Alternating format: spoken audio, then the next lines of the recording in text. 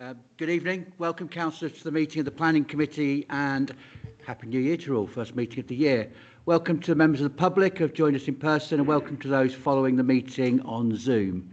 As always, can please those who are speaking ensure the microphones are switched on for the benefit of those listening online. And to members of the public, if you're here to observe or speak to a particular agenda item, please feel free to leave the meeting once the item has been concluded. Please try and remind everybody here tonight this is a public meeting and not a meeting for the public, so if there are any disturbances to the meeting, you will be asked to leave the chamber. We are not expecting a test of the building's fire alarms. If the fire alarm does sound, could attendees please exit the building via the nearest exit. The rallying point is to the rear of the car park. On to the agenda proper. David, do we have any apologies? Apologies from Councillor Ray Payne this evening, so we're voting to 11 members. Thank you. To approve the minutes of the meeting of the 5th of December, I've been not aware of any comments or amendments. In that case, please can I have a proposer? Councillor Payne and a seconder. Councillor Brown, all those in favour? Who that were present, that's carried, Chair. Thank you. Agenda item 3. Do we have any declarations of interest? Councillor Corby. Yes, Chair. I have a declaration of interest in that I registered an objection 2 years ago prior to being elected, so I am perceived to be self-determined, so I will not be taking part in the debate on either application. However, I would like to speak as ward councillor. Thank you. Agenda item 4, petitions, deputation and questions. We have had requests to speak this evening. These will be heard under the relevant agenda item. An officer will introduce each application and give their recommendation. We will then hear from many members of the public, any parish council representatives, ward members, if they're not on the committee, and then from the applicant or the representative before moving to debate. We move on to agenda item 5, planning applications. Item 5 is report number 012025, detailing 2 applications for consideration. The first 5A 2022-0227 MAO, land at Quarry Farm, Old Great North Road, Little Caston, Rutland. An outright application for the residential development of up to 650 dwellings, a local centre, up to 3,000 metres square of gross floor space, and uses Class E and F2. Open space including a country park, access, link road between Old Great North Road, Little Caston Road, drainage and landscaping. The recommendation is for approval subject to conditions. The officer, Nick Thrower, to present the report. Over to you, Nick. Councillor Corby, do you think you could step away? Thank you.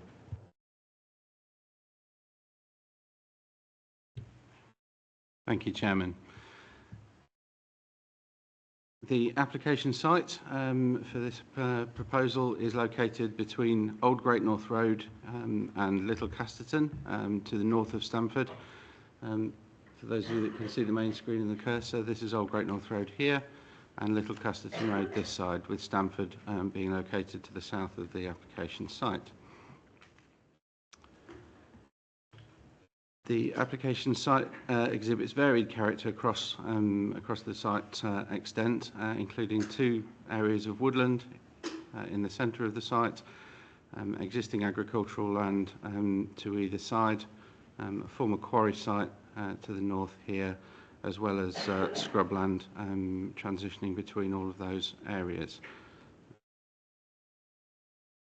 In terms of plans, the application before you this evening is made in outline with only access submitted for detailed consideration at this time.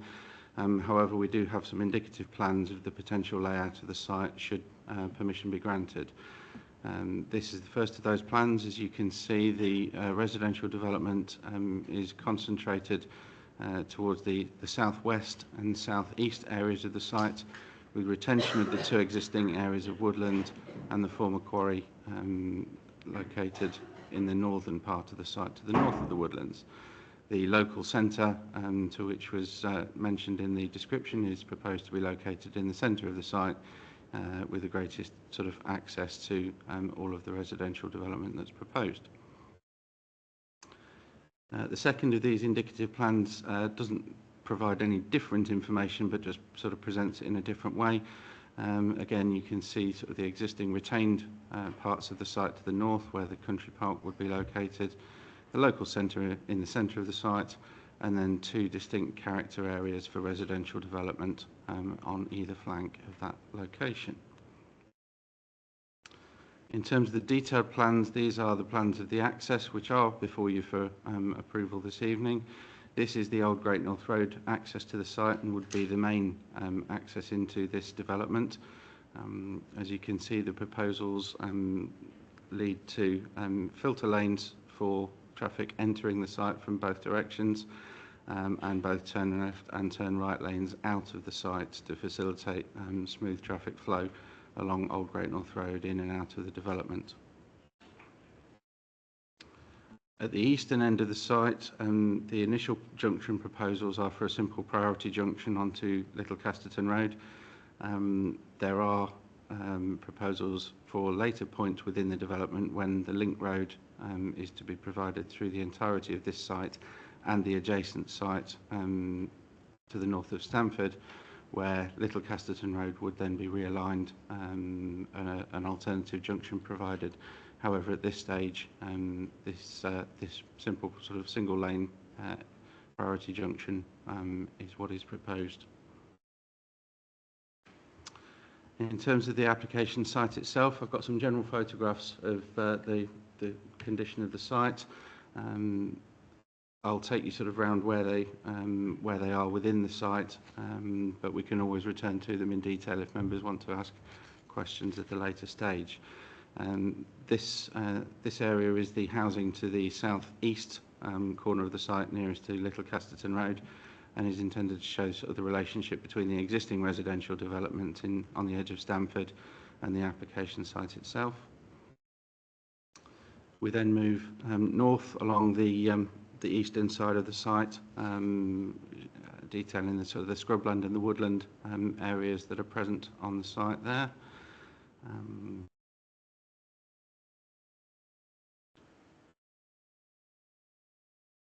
And then to the northwestern point of the site, as we mentioned, the former quarry sort of workings and the spoil heaps and the restored parts of the quarry. You can see to the north there, this is part of the land that would become Country Park as part of the scheme. Then to the western side of the site, we have existing open grassland, sort of agricultural land, in between residential development on the north side of Stamford and the woodland area.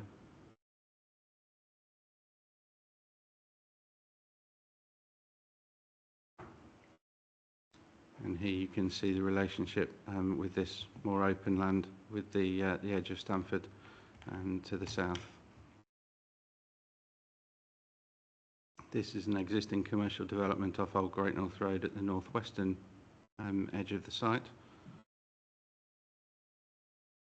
And these are some images taken from within the residential development to the south of the site within Stamford, detailing some of the relationships that development has with the application site itself and sort of the existing views out from that area out over the site. And these we're back to the northeastern side of the site, and some images just taken across the existing open land at that point of the site, and again looking back to the residential development that forms the northern edge of Stamford at present. In terms of the main issues in relation to the development, the policies here are those that are listed in the main report in front of you this evening. With regard to 5-year housing land supply, following the changes made to the National Planning Policy Framework in December 2024, Rutland cannot now demonstrate a 5-year housing land supply, and therefore paragraph 11D of the NPPF applies. I will come back to that in a moment as to what that actually means. In terms of the principle of the use of the site for residential development and the other uses listed in the description, it is currently contrary to the policies of the existing development plan. However, the site is also proposed as an allocation in the emerging development plan. With regard to vehicular access and highways, no objections are now confirmed from National Highways following substantial engagement within the application process, although they have requested a condition for construction traffic management plan. Similarly, we have no objections from the Local Highways Authority, subject to conditions of the development. In terms of the natural environment, the proposal incorporates an uplift in biodiversity net gain, which is above the Environment Act requirement, although due to the date that the application was submitted, it is in fact exempt from mandatory biodiversity net gain. In terms of protected species on the site, there are conditions proposed to mitigate the impact. With regard to trees and woodland, objections have been received from the Woodland Trust and Rutland's Forestry Officer. Conditions are proposed to address the objection from the Woodland Trust, which relates to the potential for the woodland on site to be classed as ancient. And it should be noted that those two main areas of woodland are being retained as part of the scheme. With regard to best and most versatile agricultural land, there is inevitably for residential development a loss of best and most versatile agricultural land. That is noted within the report in front of you this evening, but is considered by officers to carry limited weight due to the scale of that loss and the impracticalities of developing only the land within the lower categories that wouldn't qualify as best and most versatile. With regard to the historic and cultural environment, in terms of archaeology, there is a condition proposed to address further investigation of the site following initial stages of investigation that have informed submissions on that basis so far. With regard to designated assets, there is an impact considered on the Ermine Street Scheduled Ancient Monument to the south-west of the site. There are mitigating proposals, however, included within the heads of terms of the legal agreement to essentially improve the condition of that Scheduled Ancient Monument and result in greater public visibility of it. With regard to character, detailed proposals in relation to the layout, appearance, design of the development will be submitted at the reserved matters stage. As we said earlier, this is outline at this time, although we do have those indicative plans in showing how the application site could be developed. The impact on the character of the site in principle is mitigated by its location adjoining the existing residential developments at the northern side of Stamford, and including the retention of the woodland, with the most open parts of the site being the northern site, or northern parts of the application site, which are proposed to form the country park. In terms of neighbouring properties and residential amenity concerns, again, these are subject to final details of layout and design. The indicative plans are sufficient for officers to be satisfied that there would be suitable means of accommodating residential development within the site without unacceptable impact on those properties or their residential amenity. In respect to flood risk and drainage, the site is located within Flood Zone 1, which is the zone of lowest flood risk, and the scheme before you does propose to drain all the surface water within the site. Final drainage details of both surface water drainage and foul drainage are proposed to be controlled by condition should outline consent be granted. With regard to affordable housing, this is to be secured through a legal agreement under Section 106 of the Town and Country Planning Act 1990. And it's considered that the affordable housing provision within the site would go towards meeting Rutland's needs, with the balance of the sustainable urban extension development on the land to the east of the application site, meeting South Kesteven District Council's affordable housing needs. A request has been made by South Kesteven District Council for a contribution towards the provision of a primary school on the wider SUE site. Such contributions would, however, be subject to a separate application for funding through the SIL mechanism. However, Rutland County Council's position in this respect is that there is capacity within the schools in Rutland to accommodate the proposal, and therefore contributions from SIL in that respect wouldn't be justified at this point. In conclusion, therefore, the main report before you sets out the nature of the impacts identified and the weight attributed to those matters by officers. Matters relating to protected species and amenity are considered to be overall negative, but attributed very limited weight in the planning balance due to mitigation and the nature of those impacts. Matters relating to biodiversity net gain, designated heritage assets and health impacts are attributed moderate positive weight, whilst limited positive weight is given to the allocation of the site in the emerging development plan due to the stage within which that plan is in the adoption process at present. Finally, therefore, paragraph 11D of the National Planning Policy Framework states, where a local planning authority cannot demonstrate a 5-year housing land supply, permission should be granted unless doing so would significantly and demonstrably outweigh the benefits when assessed against the policies of the framework when taken as a whole, having particular regard to key policies for directing development to sustainable locations, making effective use of land, securing well-designed places, and providing affordable homes individually or in combination. Thank you, Chairman. Thank you, Nick. We have a number of speakers on this topic, but the first from the Neem Park Trust, we have a letter of support to be read out from Matthew Bradbury by the clerk who's unable to attend the meeting. So, David, we'd like to... Thank you, Chair. Just get my 3 minutes stop clock.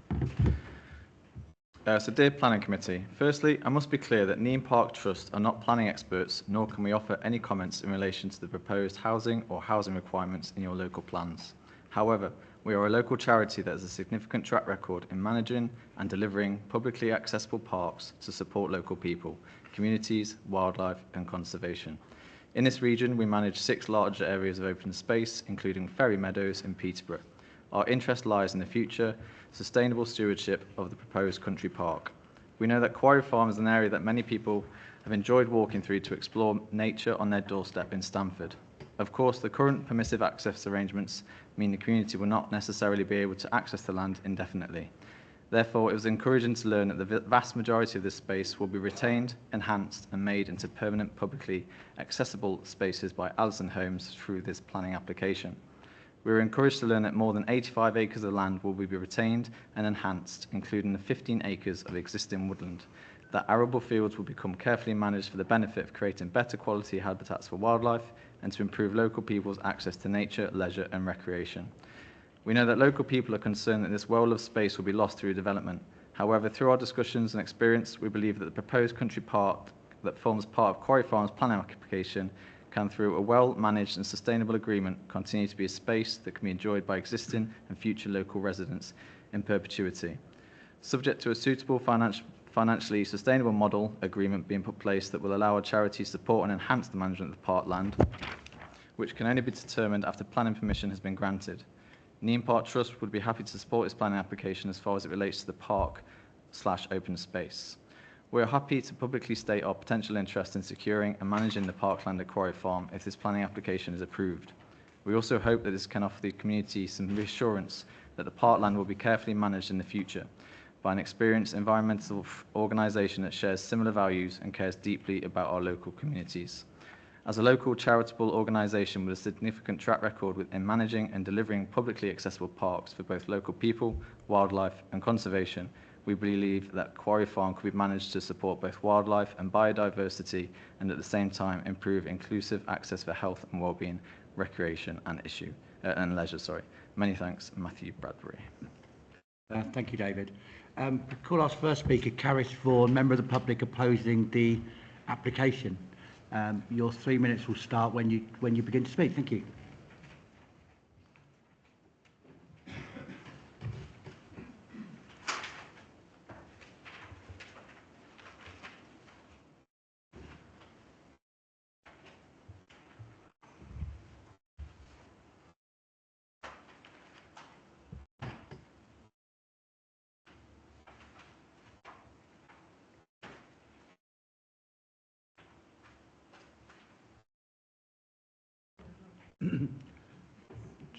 Does that speak? Hello? That's it.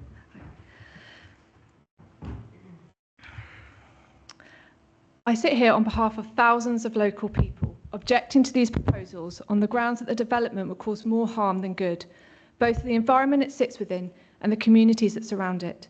This is not a position based on NIMBYism, but on material concerns linked to the destruction of an existing local wildlife site, as well as wider issues associated with sustainable development, as highlighted by many sources, SKDC themselves in their recent holding objection, the town and parish councils, thousands of locals through petitions and formal objections, an environmental lawyer, environmental consultees, and an independent traffic consultant in the comprehensive Railton report.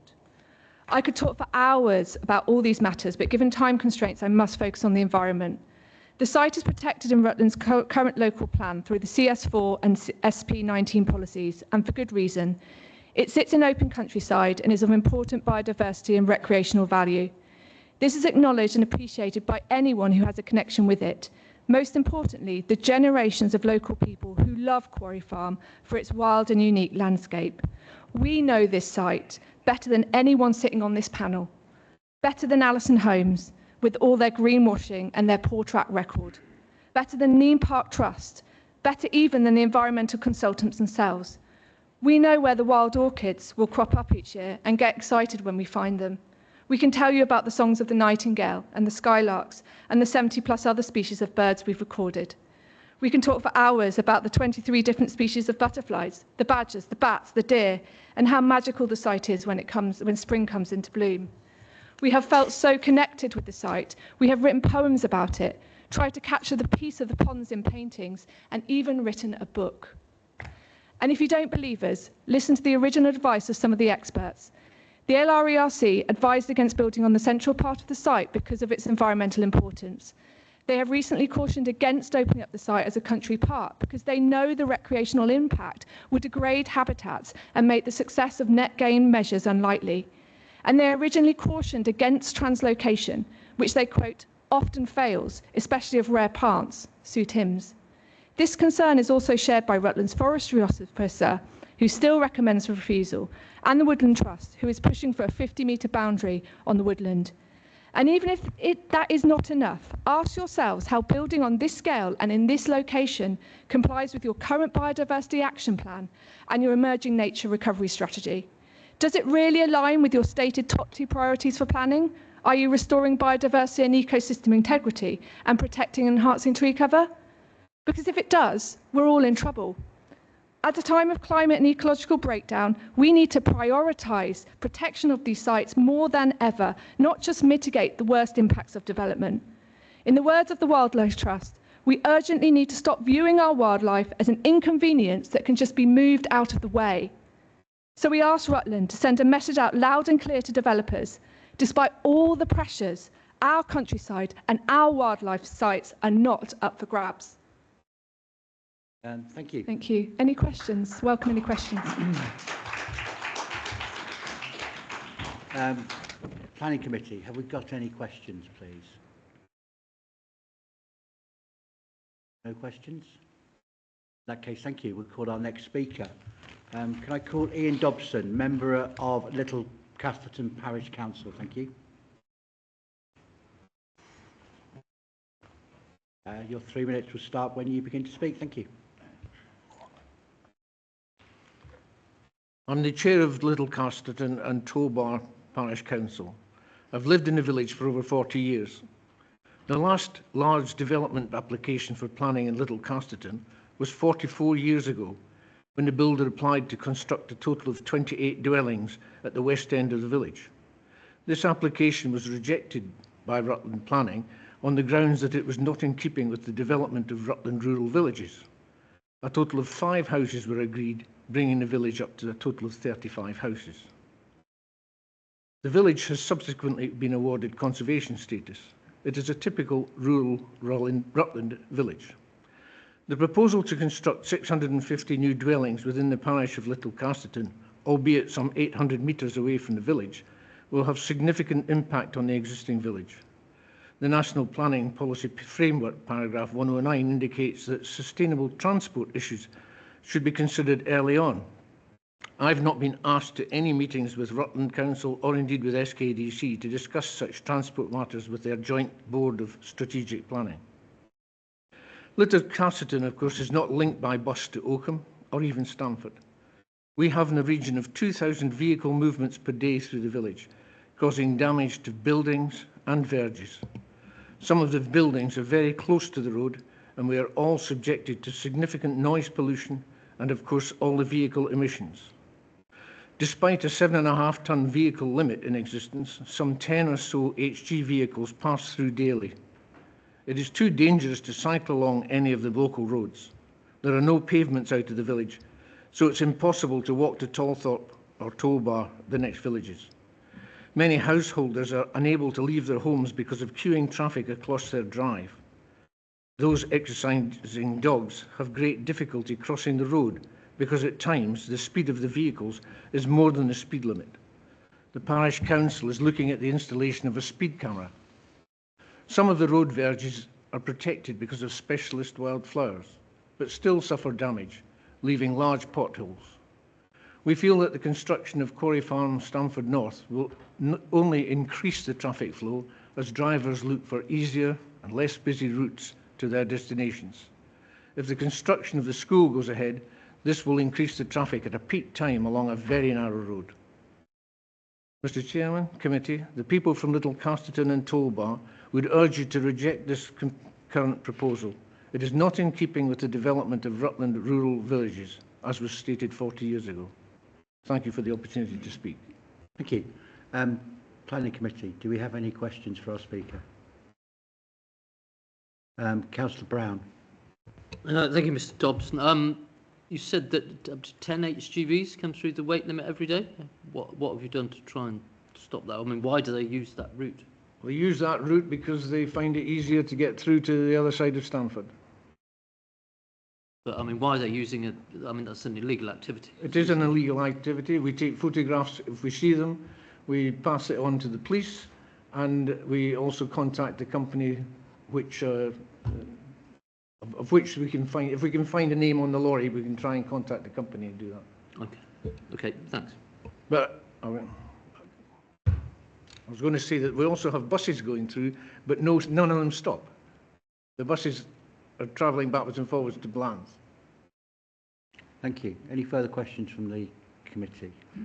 In that case, thank you, Mr. Dobson. And could I ask Alistair Ryder, member of Great Casterton Parish Council?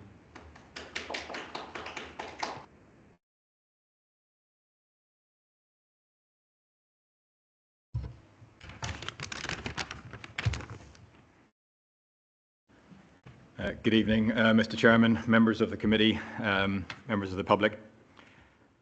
Great Casterton Parish Council objects to this planning application for the following reasons. We have little confidence that the necessary infrastructure for health, education, transport and amenity space will be implemented. Despite a statement of common ground being signed between SKDC and Rutland County Council, there is currently little evidence of true collaboration between the two local planning authorities. This is illustrated by SKDC posting a holding objection to this application on the 11th of December 2024, pending resolution of key infrastructure issues. One of these issues, notably, relates to the lack of agreement between Lincolnshire Integrated Care Board and the equivalent Leicestershire and Rutland Care Board. SKDC states its desire for an agreement regarding care provision for North Stamford and Quarry Farm to be sought prior to approval of this planning application. Great Casterton Parish Council supports this position. Furthermore, we understand that the terms of reference for the SKDC and Rutland County Council Joint Strategic Planning Board included consultation with local parish and town councils. To date, Great Casterton Parish Council has not been approached by this board. Indeed, I can only find minutes for one meeting in the last 12 months. The village of Great Casterton is facing increased through traffic in coming years due to the construction phase of Mallard Pass Solar Farm. This, combined with construction traffic for North Stamford development, will place a heavy burden on a village already struggling with increased congestion at peak hours, and with a notable increase in serious accidents over the last 12 months. If this development progresses, there will undoubtedly be an increase in student numbers at both Casterton College and the local primary school. We respectfully seek implementation of improved pedestrian and cyclist safety through both Toolbar and Great Casterton as a condition of planning. Finally, in respect of designated heritage assets, we note the planning officer considerations that the overall impact is considered positive and of moderate weight. This consideration is reached based upon an outline offer from the applicant for landscaping and management of the Ermine Street Monument and other border regions. Great Casterton Parish Council asks for this offer to be accepted and identified as a condition of planning, rather than being held over as a reserved matter for later discussion. Thank you very much for your time. Thank you, Mr. Ryder. Committee, any questions? Councillor West. Thanks, Chairman. Thanks, Alistair.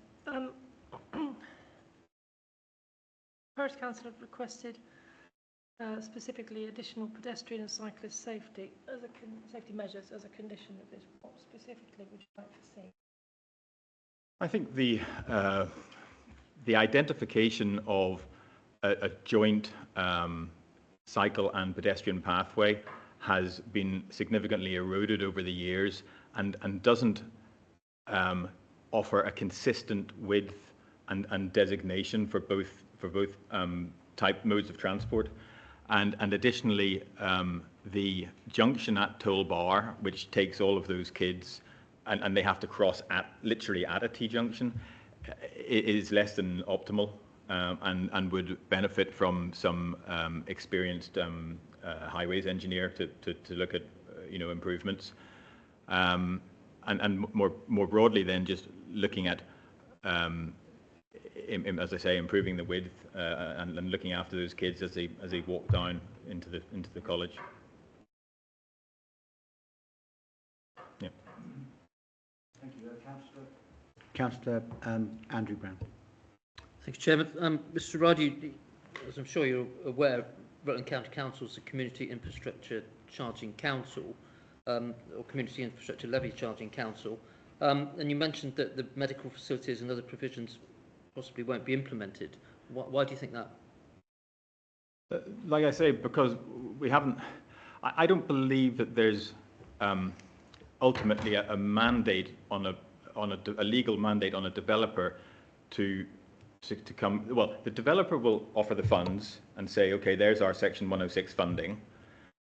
But it then becomes, from my limited perspective, it then becomes muddy as to who the onus of responsibility is upon to ensure that the actual facilities are implemented in a timely fashion, and that the various care boards boundaries don't assist in literally arriving at that facility. So I think it's, I know I'm just a layman, but if you look at the level of communication between two planning authorities at the moment, and evidence of other planning developments that have happened, say, over at Exeter Gardens on the Tinwell Road, it seems that lots of promises that are made at the outline stage ultimately don't come to be realised, whether it's employment opportunities or schools or whatever, that they don't actually happen between outline approval and actual completion of the development.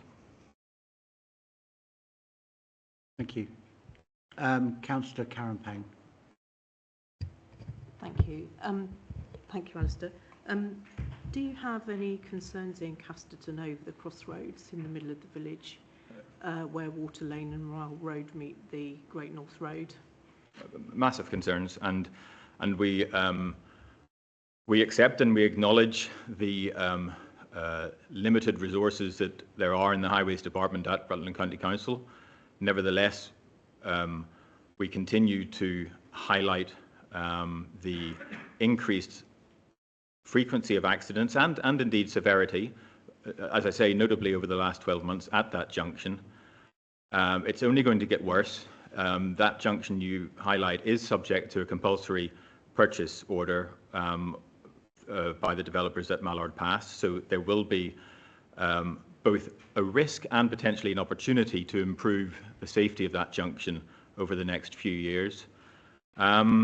And indeed, the junction at Toolbar has been highlighted and indeed acknowledged by Councillor Wise as being on the radar for being looked at, I think, this calendar year. So yes, highways issues in Great Casterton and indeed Little Casterton are always high on the agenda. Okay. Thank you. Councillor Smith. You are a parish councillor, are you? Yeah, I'm the chair of Great Casterton Parish Council. Do you have any idea or knowledge of where people in Great Casterton go for their medical care? I'm talking about GP surgeries. Well, I think most likely increasingly Empingham, but I think that is the key issue is that Empingham, as I currently understand, right now can't expand physically, and the level of service offered by Lakeside, if I'm right, continues to disappoint, and so yes, I think people struggle.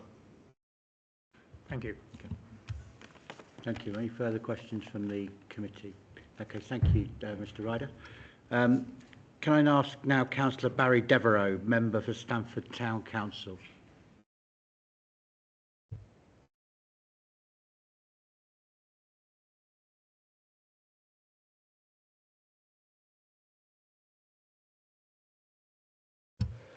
Good evening.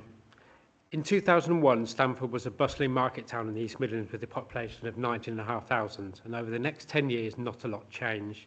Yes, the traditional manufacturing companies such as Blackstones are closed, but the town remained incredibly traditional. The population increased by only 1% to 19,700. The outside world was changing rapidly, yet the heritage of Stamford stood strong. But the roots of development prompted by the Times putting Stamford in the list of top 50 places to live in the UK were spreading, and the buildings were coming. Over the next 10 years to 2021, the population increased by a further 5%. And so to today, if we add the number of completed developments since then to the number of applications in the planning stage and due to be completed by 2041, the estimate is 3,100 new dwellings, which could increase the population of Stamford in this period by 7,200, a growth of over 35%. Now, this would be acceptable if the town were to be provided suitable infrastructures to support the rapid population growth, new primary and secondary schools, new healthcare facilities, a massively improved transport network with a genuine bypass and mitigation for the overloaded A1 junctions, new shopping facilities in the right locations, increased employment opportunities. But alas, the vital wish list has been left almost entirely uncompleted. The experts say that little traffic mitigation is required. The link road will solve all the problems. Will a healthcare provider take up the space offered in Stamford North? There is a proposed 2-form entry primary school, which is great news, and a 6th-form extension to Welland Academy. Is that going to be enough? I personally doubt it. And when it comes to employment, there are only small pockets here and there, which will nowhere be enough to meet the uplift in resident numbers. But let's focus on the application we are here to discuss tonight. We have the promises of a wonderful country park and 30% affordable housing allocation. We are promised a biodiversity net gain above the minimum required and that traffic won't get any worse than it is now. The glossy brochures paint a wonderful picture of Quarry Farm being an idyllic place to live. But is that going to be the reality? With all of the other 2,450 dwellings being built in the town already bursting at the seams, how can that possibly be? The developer, Allison Homes, considers that Quarry Farm is a Stamford development, meeting local Stamford housing needs and being part of the Stamford North Sustainable Urban Development. Yet there has been no guarantee presented by Rutland County Council that the SIL monies will be shared in any way with Stamford, SKDC or Lincolnshire. How can any of that be sustainable for Stamford? With the fact that Rutland County Council has no adopted local plan and therefore this development is a completely on-spec application, not backed up by current policy, and in my opinion with more suitable sites in Rutland such as St George's Barracks and Wolforks, I urge you to seriously consider refusing this application. Thank you. Committee, any questions? Councillor Andrew Brown. Thank you, Mr. Devereux. The report says that the Rutland schools have got capacity for the extra pupils. Why do you think that's not the case? I haven't looked at the numbers in Stamford. Stamford people, the schools are pretty much at capacity. with the development being so close to Stamford, I don't believe that Castletown Primary School and Castletown College will have the facilities and the capacity to take the development along with Stamford North as well. Councillor Wilby. Thank you, Chair. Councillor, when this first surfaced some 5 years ago, I pulled that out of my backside. The whole essence of Quarry Farm was tied to Stamford North and the wishes of Stamford to build to the north, and they wanted us to join as a cooperative measure. Now, we've heard comments tonight already about the lack of strategic bonding between the two councils, and your speech this evening leaves me in total doubt as where Stamford stands in this. Are you saying that the speech you've just given us is representative of SKDC and the major part of the Stamford Council? From a personal point of view, I am not against development. I believe that the government is absolutely right in looking at increasing the housing numbers required to 300,000 new houses every year. But I think that the sites where they're going to be built should be appropriate and should be considered a lot more strongly. As I mentioned in my speech, 3,100 new houses potentially proposed for Stamford over the next 20 years is unsustainable in my eyes.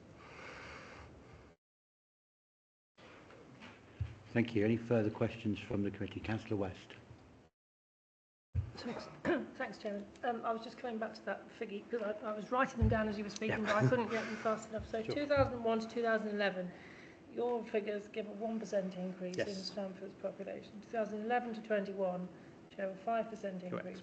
But then this was the bit I missed. So 2021 to 2041 projections in your eyes show a 35% increase in Stamford, which equates to how many homes? 3,500. And where are Sorry, they? 3,100. So there's 615 Quarry Farm. We've got 1,350 in Stamford North. We've got about 330 on Uffington Road. There's the new developments, the application that's just been put in Exeter Fields of 268 houses on land that's been previously allocated for employment use. That's an application that Rutland County Council, I believe, has objected to. There are a number of developments being completed already, which total about 350 homes over the last 4 years. It's big numbers. Okay, thank you. I mean, I'm a little bit with Councillor Wilby here as well, because we'll both remember the SKDC local plan with and the cooperation between the two authorities 5 years ago, with this allocation being made by SKDC. And it's now back in our local plan, which is our emerging local plan. So I'm not convinced about the lack of cooperation, I'm afraid, between the authorities. Okay. But yeah, thank you very much. Okay. Any other questions from the committee? In that case, thank you, Ms. Deborah. I'd like to now call Councillor Kevin Corby, ward member, and you have 5 minutes from when you start speaking. Thank you.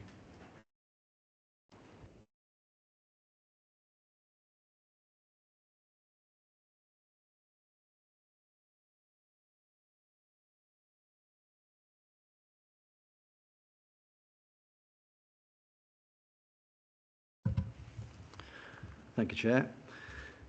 Okay, Quarry Farm, as a candidate local wildlife site, is listed on the inventory of calcareous grassland in Leicestershire and Rutland. It notes that the total area of this rare grassland is estimated at less than 200 hectares. Furthermore, the LLR Biodiversity Action Plan objectives with regard to calcareous grassland are as follows. 1. No further loss. 2. Encourage positive management. And 3, the creation of new calcareous grassland through natural regeneration. It should also be noted that the Leicestershire and Rutland Environmental Record Centre conducted a survey in June 2016 in respect of this proposed site allocation of Quarry Farm and concluded that development in the central part was not acceptable. The site also contains 2 areas of Category A woodland, also priority habitat. Our Rutland County Council Forestry Officer, forgive me, it's been mentioned, along with the Woodland Trust, have rightly objected to this application, and the Woodland Trust have recommended a 50-metre buffer zone given the size of this development. This is also a significant material planning consideration, as the recommended 50-metre buffer zone, along with a tree preservation order, as a planning condition, should indeed be considered as an essential order to ensure protection for this woodland. All ecological surveys completed since 2009 categorically confirm Quarry Farm has been an area of local, regional and national importance in respect of the diversity of species identified. Another material consideration relates to the specific limestone clay demographic of the site, which enables water retention and filtration on a massive scale, evidenced by the fact that the site is a wetland over the autumn and winter months, yet another contributor to this unique ecosystem, also helping to prevent the risk of flooding elsewhere. I would therefore have to disagree with the planning weight provided by officers in respect of BNG, protected species, and woodland, as all being negative in impact and significant in terms of planning weight. The RCC draft local plan also states Quarry Farm would not normally be considered appropriate for development. However, it does go on to state that the wider economic and social benefits arising from a comprehensive development in this location, which delivers this new road connection, is considered to outweigh the potential impact of the development of wildlife in this instance. I am predisposed to consider that the destruction of such a valued, unique asset should be avoidable within the mitigation hierarchy, as routing the link road on the perimeter would surely still deliver the required social and economic benefits and retain the local wildlife site. Stamford already has a country park and wonderful local walks. At the moment, it also has a local wildlife site. Retention of this site would also further enhance the distinctiveness and character of the town, whilst also retaining an important element of its cultural past. Furthermore, this is a strategic site and requires strategic planning in line with National Planning Policy Framework. The Joint Statement of Common Ground, section 2.7, was very specific in committing the 2 authorities to working jointly to plan for a comprehensive development of the Stamford North site, including, where appropriate, the development of a joint evidence base, development of coordinated planning policies, governance of the planning process, mitigation of risks and implementation of joint planning process. The only evidence so far is a joint infrastructure planning agreement, which only covers the proposed link road and has not yet been publicly available for scrutiny, in line with NPPF paragraph 28 on maintaining effective cooperation. So, no joint infrastructure delivery plan, no joint evidence base, no coordinated planning policies, no planning governance and no planning process. This is not in the best interest of East Rutland residents nor Stamford residents. Finally, I've not discussed highways impact, but suffice to say that the impact of this development and Stamford North are significant, both locally and of course on the A1. Pretty much all of the amenities are on the east side of town, a major factor which negatively impacts the local highway network, yet a development of this size on the west side of town only proposes an area of 3,000 square metres for public amenity and employment. NPPF remains clear that infrastructure should align with plans. And in particular, I return to paragraph 195, which advises that presumption in favour of sustainable development does not apply where the plan or project is likely to have a significant effect on a habitat site, either alone or in combination of other plans, unless appropriate assessment has concluded that the plan will not adversely affect the integrity of the habitat site. And I have to say, of every ecological report that I've seen, there will be a massive impact on that site, for sure. And also, to finish, as a standalone application, there is no policy framework within that supports this development within Rutland.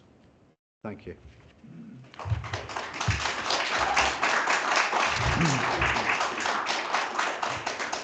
Thank you, Councillor Corby. Questions from the committee? Councillor Andrew Brown. Thank you, Councillor Corby. You mentioned about the calcareous grassland and you said 200 hectares. Is that the total in the UK or is that the total in Leicestershire and Rutland? It's Leicestershire and Rutland. We are a very specialist. The limestone clays in this it's a specialist area to the Ketland stone here, so it's within this county. And is the whole site considered to be calcareous grassland? It is listed as calcareous grassland in the Leicestershire inventory, yes, and it's mapped as such, yes. Okay, thank you. Councillor Corby, if there's no other questions, one for you. I know you were limited in time, but I'd like you to give a bit more detail, if you can, about your understanding about your feeling that there has been no coordinated planning. Well, Chair, yeah, it's a difficult one because this application is on behalf is a Rutland application, and it's been very difficult. There is no policy. We came out of the local plan, withdrawn. At that time, the local plan was there was joint infrastructure planning documents associated with that, and all the associated strategic requirements to accommodate this site. This application has come in basically as a speculative application. There is with no policy framework, and it is meant to join up with Stamford. And I think for the residents of both Stamford and East Rutland, we need to see strategic policy framework. I will give you an example. It was briefly mentioned. Within the previous local plan, Exeter Fields was an area agreed by the two local authorities as an area for employment. That has now been withdrawn as employment land, and evidenced by last Friday there's a planning application coming for 286 houses. So for me, I feel strongly about this because, as everything else, I sit on this committee. We need full strategic infrastructure in place, and that is what is of concern to Stamford and East Rutland residents. Stamford is used by the vast majority of that side of the town, and we need to have full strategic infrastructure plans in place, in my view. Thank you. Any further questions for Councillor Corby? Okay, thank you, Councillor Corby. Can I ask Mark Bassett to speak as the agent?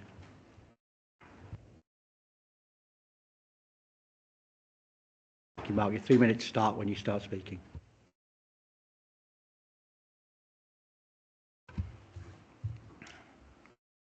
Good evening. My name is Mark Bassett of Freeths and I act on behalf of the applicant Alison Holmes. The application proposes up to 650 dwellings, including a minimum of 30% affordable housing and a local centre which includes a range of potential uses for sustainable living.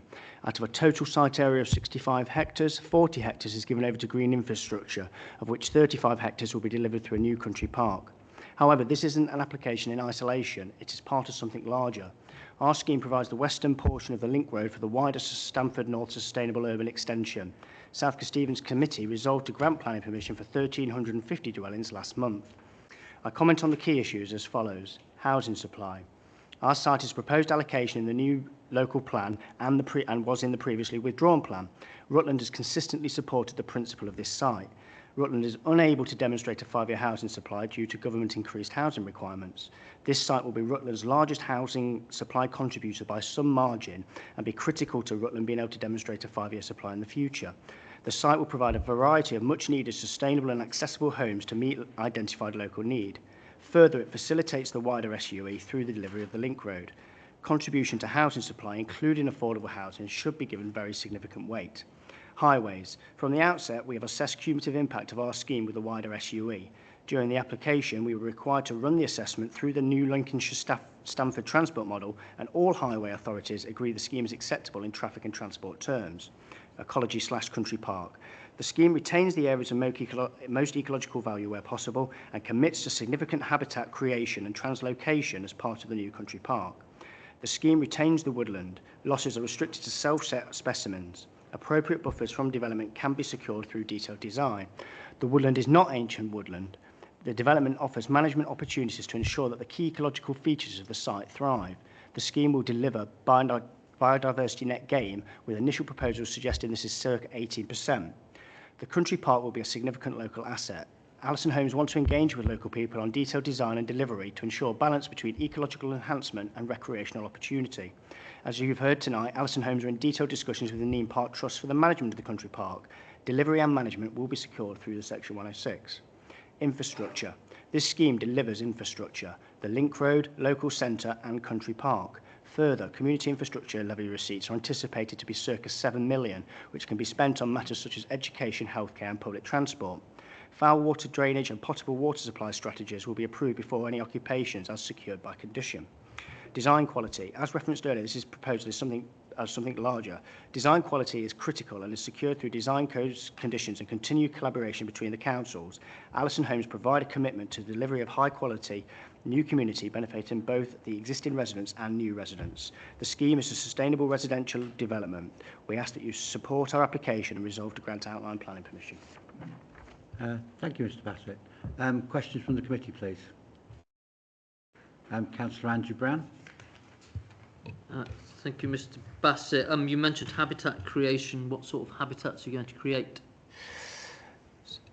So, on the ecological side of things, I can provide the basic grounds, but I have got a colleague here who can provide a fuller assessment. So if there is some detailed questions around ecology, I cleared this with the Democratic Services Officer beforehand, and then I can invite my colleague up to answer some detailed questions on that, because we'll be able to provide you the answers you need, I think. That would possibly be helpful. Okay.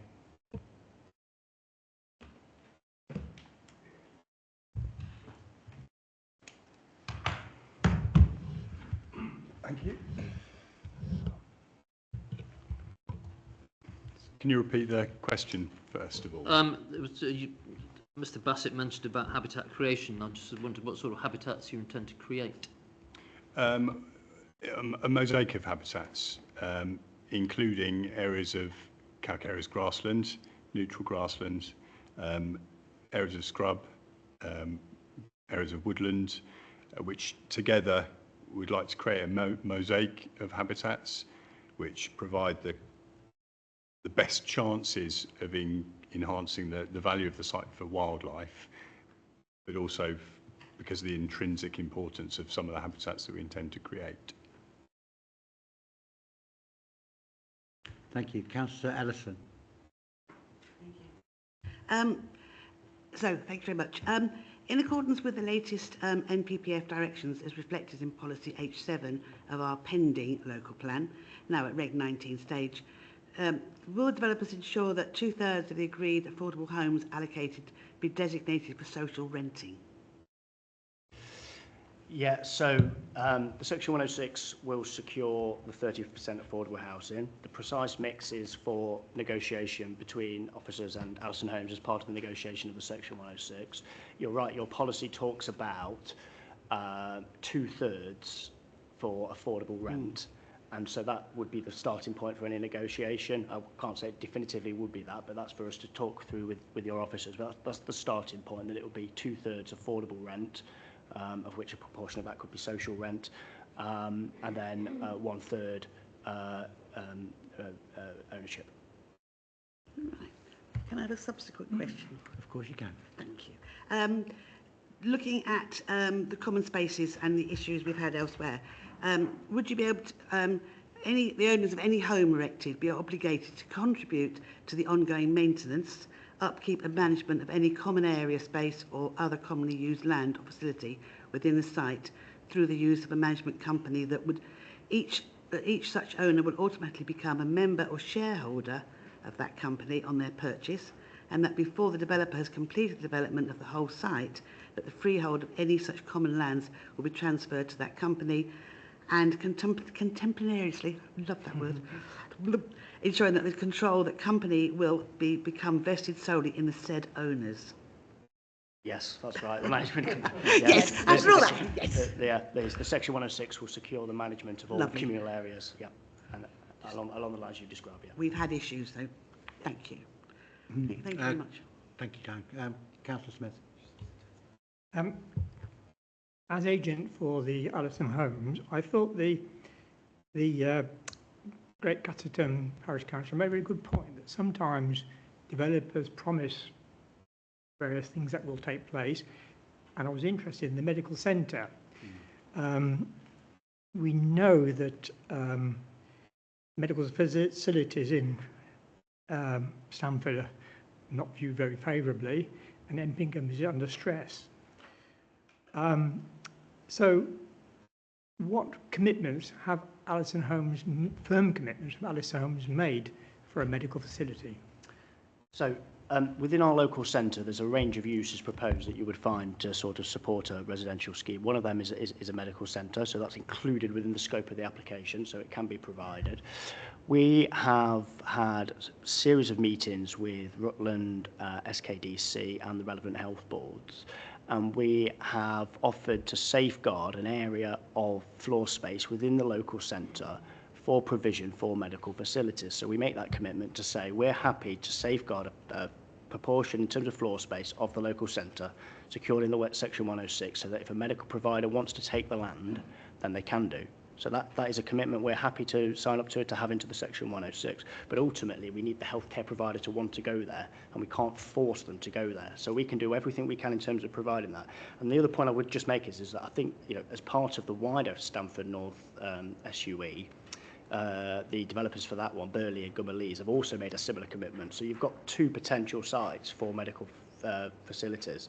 It's just making sure that the healthcare providers want to go there. So it's about speaking to them, I think. So have Allison Homes been in contact with any healthcare providers? Consistently, yeah, consistently, and there's been a series of meetings about that. They've not. I'll be perfectly frank. They've not nailed their colours to the mast about whether they want to come to the site or not. And all we can do is say we will make provision for this. We know it's a local issue. We made our local centre a sufficient size so that it could accommodate that use. We could commit to a floor space. We just need to know whether the health provider wants to go there or not. Thank you. The other question I want to ask, again, the point was made by the parish councillor from Little Casserton. That road which goes north through Little Casserton up to joins the railroad, doesn't it? Is really quite narrow and twisting. My guess is a fair amount of traffic probably go up that way. Have you done any modelling on what it would be?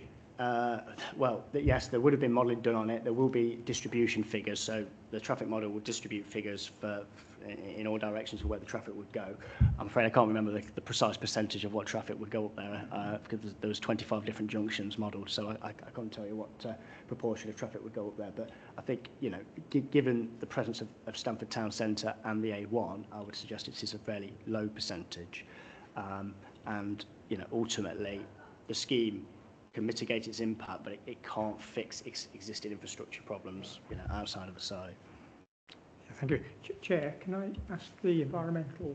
Of course, carry on. Thank you. You mentioned the woodland, and this barrier or space of 50 metres has been mentioned. What would you say should be the space between houses and the woodland that exists at the present? Good question. It very much depends on context and the importance of the woodlands. It's fair to say that ancient woodlands, should be protected. This isn't an ancient woodland. I think the standing advice, the government's advice, which was rigorously tested, came to a conclusion that 15 metres would be appropriate for ancient woodland. Again, this is not ancient woodland. We think it's probably arose following the cessation of quarrying in that area, probably in the 19th century. So it very much depends on context. In some cases, there is a benefit to introducing housing close to woodlands because it provides a level of surveillance. Woodlands obviously can be used for various activities, some of which you don't particularly want.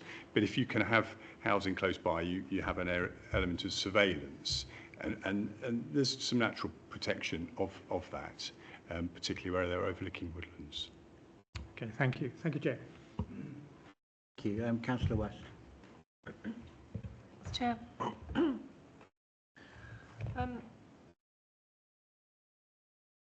Two questions. First of all, you've mentioned 18%-ish biodiversity net gain.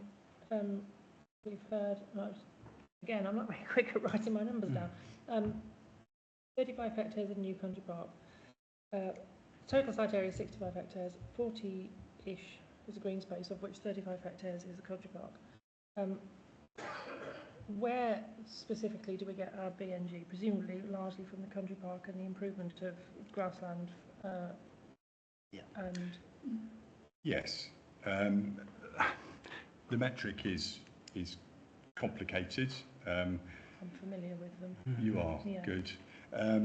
So there are some low-value habitats currently existing within the site, and some of those areas would be unaffected by development. So the intention is to use some of the materials, some of the seed bed from the existing parts of the site, which, you know, has to be acknowledged are of some value, but where you are dealing with habitats that have been derived from a level of disturbance, the species that are present, generally well adapted to taking advantage, germinating in disturbed conditions. So the intention is to use some of that material, that seed bed, to effectively propagate or inoculate some of these areas of low value currently. Some of those areas are arable grassland, some of them are improved grassland, which is very low value. So that would be some benefit. There's other benefits in that some of the habitats, some of the really important habitats within the site, which aren't going to be directly affected by the proposals, would be retained. Unfortunately, over time, and these were translocated originally from the old Stamford Brickworks site, some of these have degraded significantly and now becoming encroached by scrub, and some of the really important species that depend on them are actually declining. So there would be a significant benefit in removing some of that scrub, taking some of that area into sympathetic management, which there's no prospect of that occurring at the moment. So that would provide a significant benefit, taking grasslands which are of poor or of declining condition to moderate or good condition. So that's the intention. Some areas of woodland are you know, already disturbed. There's significant enhancement you could provide to the woodlands. There are non-native species in there. You could start removing those, and that's some clear instant wins in terms of the condition assessment for woodlands, for example. So there's some of the measures that we really intend to do, and I think the ecologists at Leicestershire County Council are content that the proposals that we've outlined would be sufficient to deliver that gain. So. Thanks. I get a bit nervous. I've been on this committee quite a while, and I've seen developers come with proposals for development, and the starting point for their habitat improvement is often a bulldozer, which I don't think is a good starting point for improving habitat when you've got a good 35 hectare baseline already there. So that's semi-encouraging. Is there any off-site provision added? Presumably at 18% you haven't. No. Okay, I'm just checking. Thanks. Second question, if you don't mind, Chair. Back to you. We've no. This is an outline application. We've no specifics on what we're going to get. What do you think you will provide in terms of renewable energy provision to houses? Will they have solar panels on their roofs? Will they have heat pumps? Will they all have underfloor heating? Will there be electric car charging points, etc.? So you know So Alison Homes are committed to a range of sustainable energy managers. Yeah, there will be an EV charging point for each dwelling. They are investigating solar PV panels, yes. It will be electric only, development no gas. Air source heat pumps is something else that they're looking into for the property. It will be an A rating on the energy performance condition. And we suggested a planning condition to officers, which has been imposed on the addendum sheet tonight about sustainable energy means. So we've said that with each reserve matters application, we'll submit a statement that basically just details what I've talked about and provides, you know, specifics for each reserve matters phase of the development. Sorry, what about the affordables? Will they have? Yeah, will they have the same? Yeah, it would equally apply across market and affordable. Thank you. Councillor Wilby. Thank you, Chair. I'm a dog with a bone at the moment, and I want to come back to the strategic side of life. When I first heard the plan, you know, it was led by Burley Estates, and your predecessors were on the stage. And without doubt, for this to work well, it needs everyone to be working together. My ward has Little Carston and Great Carston and Ryle in it, and also Essendine, where we have the solar farm. So we know that we are going to be inundated with movements, and whatever your traffic survey says, I have to tell you that the traffic that moves along that road is a lot greater than would seem, particularly at school times and at work times. Just coming here tonight, I have to come up the road to Great Carston, and I meet a whole flood of people coming back, and it's a very dangerous road as you go through. Given, and I was in the cabinet for some 8 years, so at least 3 years I've watched this development come, and one of the things that we've always stressed is we want the strategic buy-in totally from SKDC. Now we've heard tonight from Mr. Devereux, that Councillor Devereux, sorry, that there is some indecision, it would appear, from that side. If we are going to mitigate building these houses, and we need to make sure that both sides of the development are working together to improve the A1 junctions, the crossings, to make sure that Councillor Wise has got enough money in the pot to put traffic lights in on the crucial junctions, and generally to make sure that our children, when they walk to school, whether they walk back to Stamford or whether they walk to Great Carston, have got a safe passage to do it. And I'm really concerned now that there isn't that strategic bonding between you. Can you assure me that there is? Yeah, hopefully I can help on that. So, I mean, I think South Kesteven District Council's position is clear in that they have resolved to grant planning permission for the other 2/3 of the SUE. So that's their position, very clear. Went to committee in December. Members resolved unanimously to approve it, subject to the completion of the Section 106. So South Kesteven fully support this sustainable urban extension, and have withdrawn their holding objection in respect of our application. They've made some comments about infrastructure, which we can talk about. The comments from the gentleman earlier, I believe, were more from Stamford Town Council rather than South Kesteven, who are obviously the planning authority. And just to give you a bit of context of the joint working that has happened on this site and the wider SUE, we have been working with Burley and Gummerlees now for many years, 5, 6, probably 7 years, and there's a series of documents that have come together. So there's an overarching master plan for the whole site, for the whole of the SUE, an overarching master plan that shows how the whole thing is knitted together.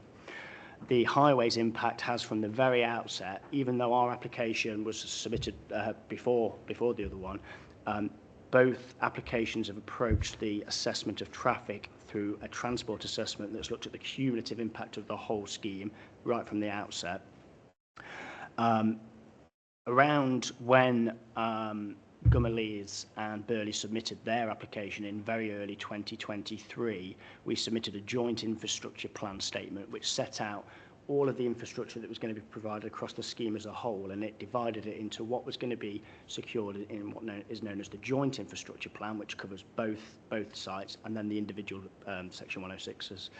So there is a joint infrastructure planning agreement which covers the road, the delivery of the road and the mechanisms for that, and triggers for when that has to be completed. So actually, there has been a real significant level of cooperation between not just ourselves and Burley and Gummerlees, but also Rutland and South Kesteven for sort of 5 or 6 years. It's been in the making. Thank you. Councillor Karen Payne.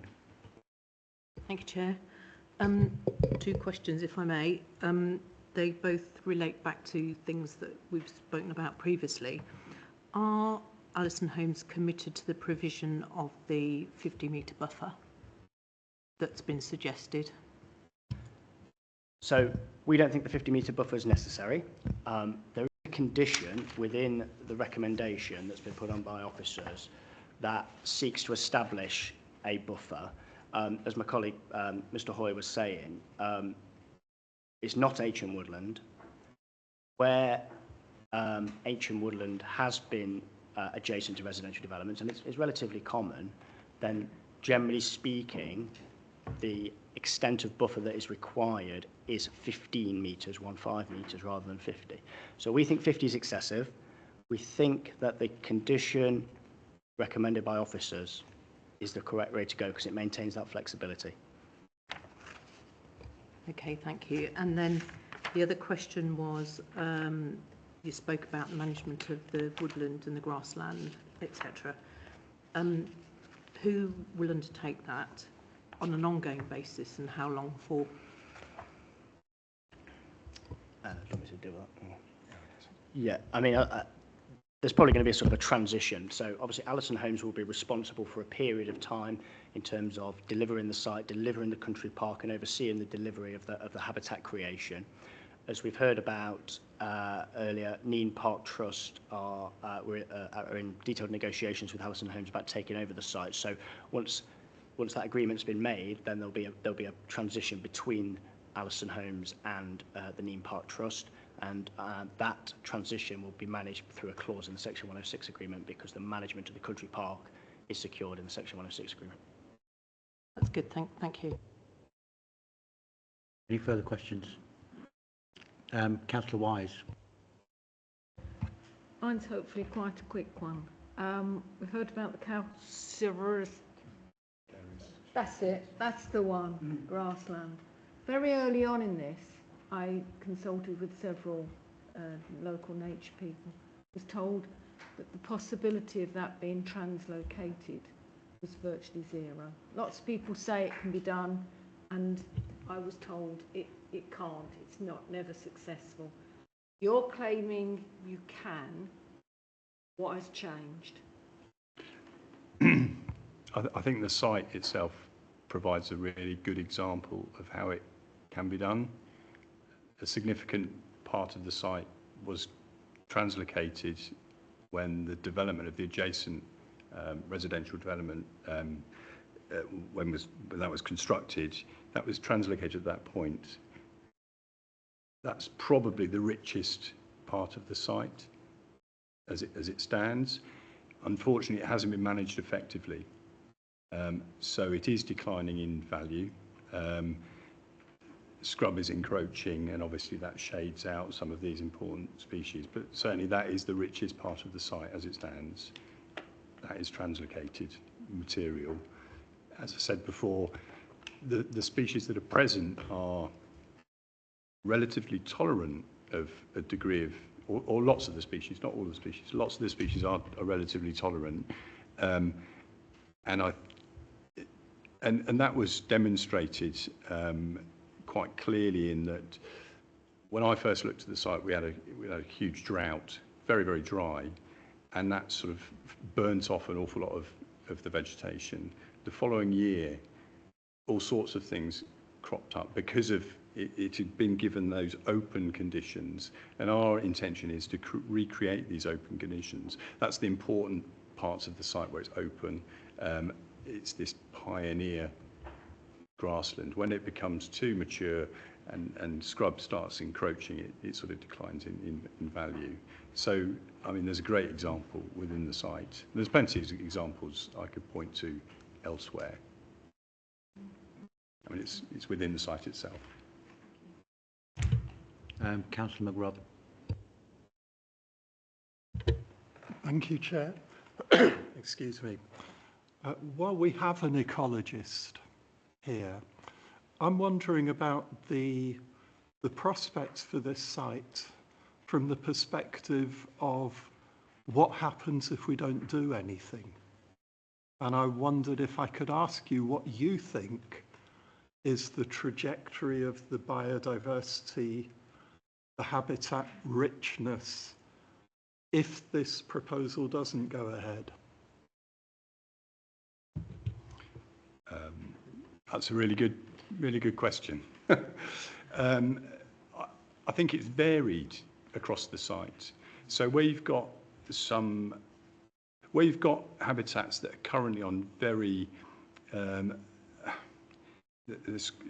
we'd call them skeletal soils. They're sort of pioneer. They're not, there's not much organic matter. They're very stressed soils.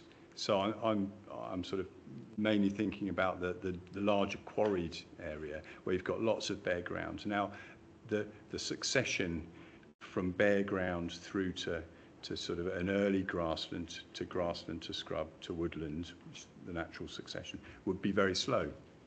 That would be very slow. So I think the prospect for that area is only going to increase in value for a number of years. I'm not going to put a figure on it, but it's, we're talking probably 10, possibly 20, 30 years for that area. Where you've got much more developed soils and no management, what tends to happen, and what is already happening probably, is that you get a build-up of organic matter naturally. Grasses grow, dies down, and that creates more organic matter in the soil, and it starts to mask the calcareous nature of the underlying soil. So it becomes a more neutral grassland, a neutral sort of in terms of pH. Those will start to develop more quickly, and I think you probably see that in the larger field compartment in the east of the site, where you've got the encroachment of scrub from the edges and bramble and some patches of scrub internally.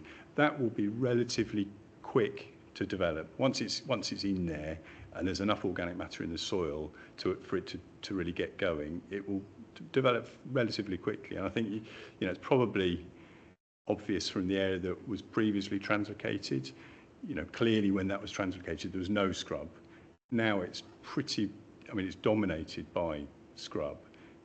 I'm not sure of the exact time that was translocated, probably 20 years ago, I'd a guess. So you're talking probably in the next sort of 10 years or so for the more developed parts of the site. Some of those areas of grassland probably would really start to decline relatively rapidly. Does that make yes, thank you. sense? Yeah. Is there any further questions from the committee? Thank you, gentlemen. Appreciate it. Before we carry on, I'd like to thank all the speakers for what were very clear, succinct, detailed and passionate speeches. So it's much appreciated. Thank you. After presentations, we now go to general debate. I would like to offer the ward member, David Wilby, to speak first, or you can obviously wait till later if you require. Can I speak later? You can speak now and later if you'd like. Just later. Okay, when I've watched this grow for some time, and at face value, it looks as though the combined efforts of SKDC and ourselves could produce a housing complex which would be very useful for Stamford. No doubt about it. We've walked the ground.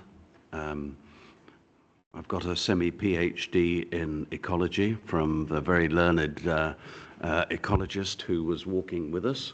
And the site is a good site. And despite the impassioned plea of our first speaker tonight, I think the development leaves plenty of room for both houses and for natural resources and nature and everything else in that direction. The thing that has always worried me is the strategic infrastructure associated with the site. The fact that our ward is crisscrossed with small, tiny, and now increasingly busy roads. Bourne has been expanding. We're having a constant extra couple of builds in our other parts of the wards, and people try and rat run through the delightful villages that we've got that were designed for horse and carriage, not for the motor car, and certainly not for the great big trucks that go through. We have problems even with farm vehicles going through Little Casterton. Life became complicated when the solar farm appeared, and we know that the main arterial highway from the A1 will take them across the Casterton crossroads, which is probably one of the worst, if not the worst, crossroads in the whole of Rutland.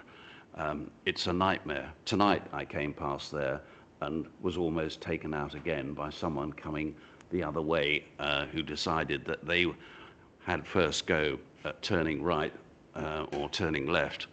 And it needs attention.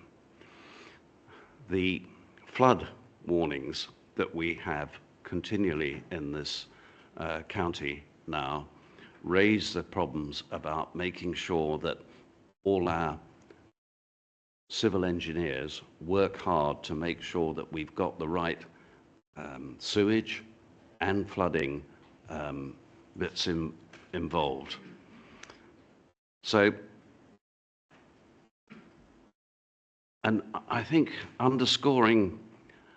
underwriting this complicated but useful, I think, development is the fact it will need extremely good, close strategic guidance and authority from all those involved, because the money needs to be directed in the right direction to achieve all the things that we want. For instance, more parking in Stamford, probably. Better transit between. Better local transport going backwards and forwards. There's a hell of a lot that needs good, close, hard work and cooperation. And listening tonight, a great thinks bubble came over my mind, as has been apparent, I think, over the last 5 or 6 years, that there is not enough strategic discussion between our councils. So I am in a pause for thought for that. Thank you, Councillor Wilby. Committee questions, please. Councillor Andrew Brown. Thank you, Chair. I've got 4 or 5 questions for points of clarity, really, for the officers, if that's that's okay. Page 14, general items. It says the development is to start within 2 years, and then a bit further down it says the time limit for reserved matters is 3 years. Do those not need to be the same? So, Chair, I think the point is that it's for the submission of reserved matters, so the latest would be three years, but there would be nothing to stop the developer from obviously submitting a reserved matter as soon as they've got the application approved. And my understanding is that were members to grant planning permission. Obviously, there's a legal agreement that needs to be completed, but I think once that is done, the developers would be very quick to put in a reserved matters application. But it seems rather strange to me that if the development has to start within 2 years, they've got 3 years to put the reserve matters in, even though you say they'd do it quickly. Yeah, so just to clarify that point, you've got a condition that imposes a time limit for the submission of the reserve matters, and then the other condition that I think you're referring to imposes a time limit on commencement following the approval of the last of the reserve matters. So you've got a time period to submit the reserve matters, and then following that last approval, you've then got a time period within which they will need to start the development. That's why there's two different time periods. On page 47, in paragraphs 127 and 128, it goes on about the link roads that have to be built after or just before the 300th or 500th dwelling on each site, I think, or 8 years, whichever's the quicker. So you could essentially build up 299 without a link road. Is that right? Yes, you could. However, once you've started, you've got 8 years from what you've started. So if they were to build, I don't think they would, but if they were to build up to 299 and then stop, once they got from 8 years from when they commenced building, they would have to then put in the whole of that link road. And that's a requirement that is across both the RCC side and the SKDC side, because it was fundamental to the consideration of the application. It's critical that we can ensure that road does get put in. But I mean, I think the point I'm trying to make is that they could build 299 in about 3 years, and then you've got a 5-year period before you need the link road. They have to build the link road. Should it be less? Should it be 5 years rather than 8 years? I think it's been designed in that way, taking into account the build-out rates that they will have on the site. And like I say, I don't believe that once the developer starts building that they will stop at that.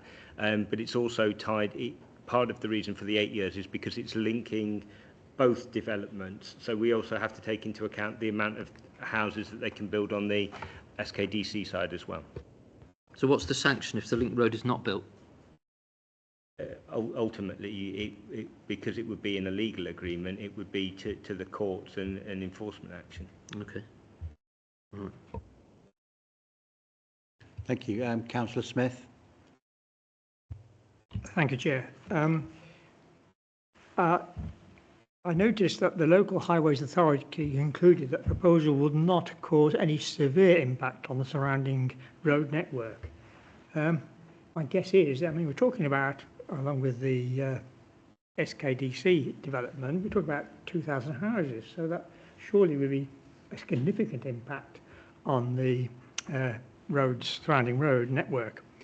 And I completely agree with Councillor Wilby that we need to see how this is all mitigated, whether it's with improved road junctions, traffic lights or whatever.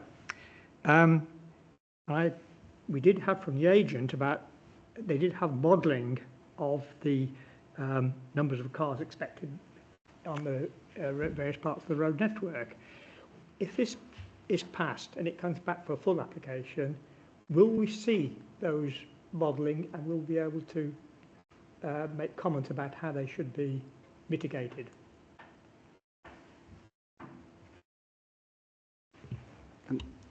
In that respect, the application was initially submitted with transport details under the regime at the time that at the time of submission. There is a revised traffic model that was been adopted by the Stamford model since then. The applications, both applications, this one and the one on the South Stevens side, have then been back through modelling on that revised model with additional information submitted and then subject to consultation with both Lincolnshire and Rutland County Council Highways and the National Highways Authority. So in that respect, the data for the modelling is already available, and the conclusions of both sort of both local highways authorities and the national highways are in front of you in the report this evening. Thank you. Thank you, Chair. Could I just add to that, if it would help? Obviously, we're working under two different regimes here in terms of developer contributions. So in South Kesteven, they operate under Section 106 for developer contributions, which means that they are almost like established as on the grant of the outline permission.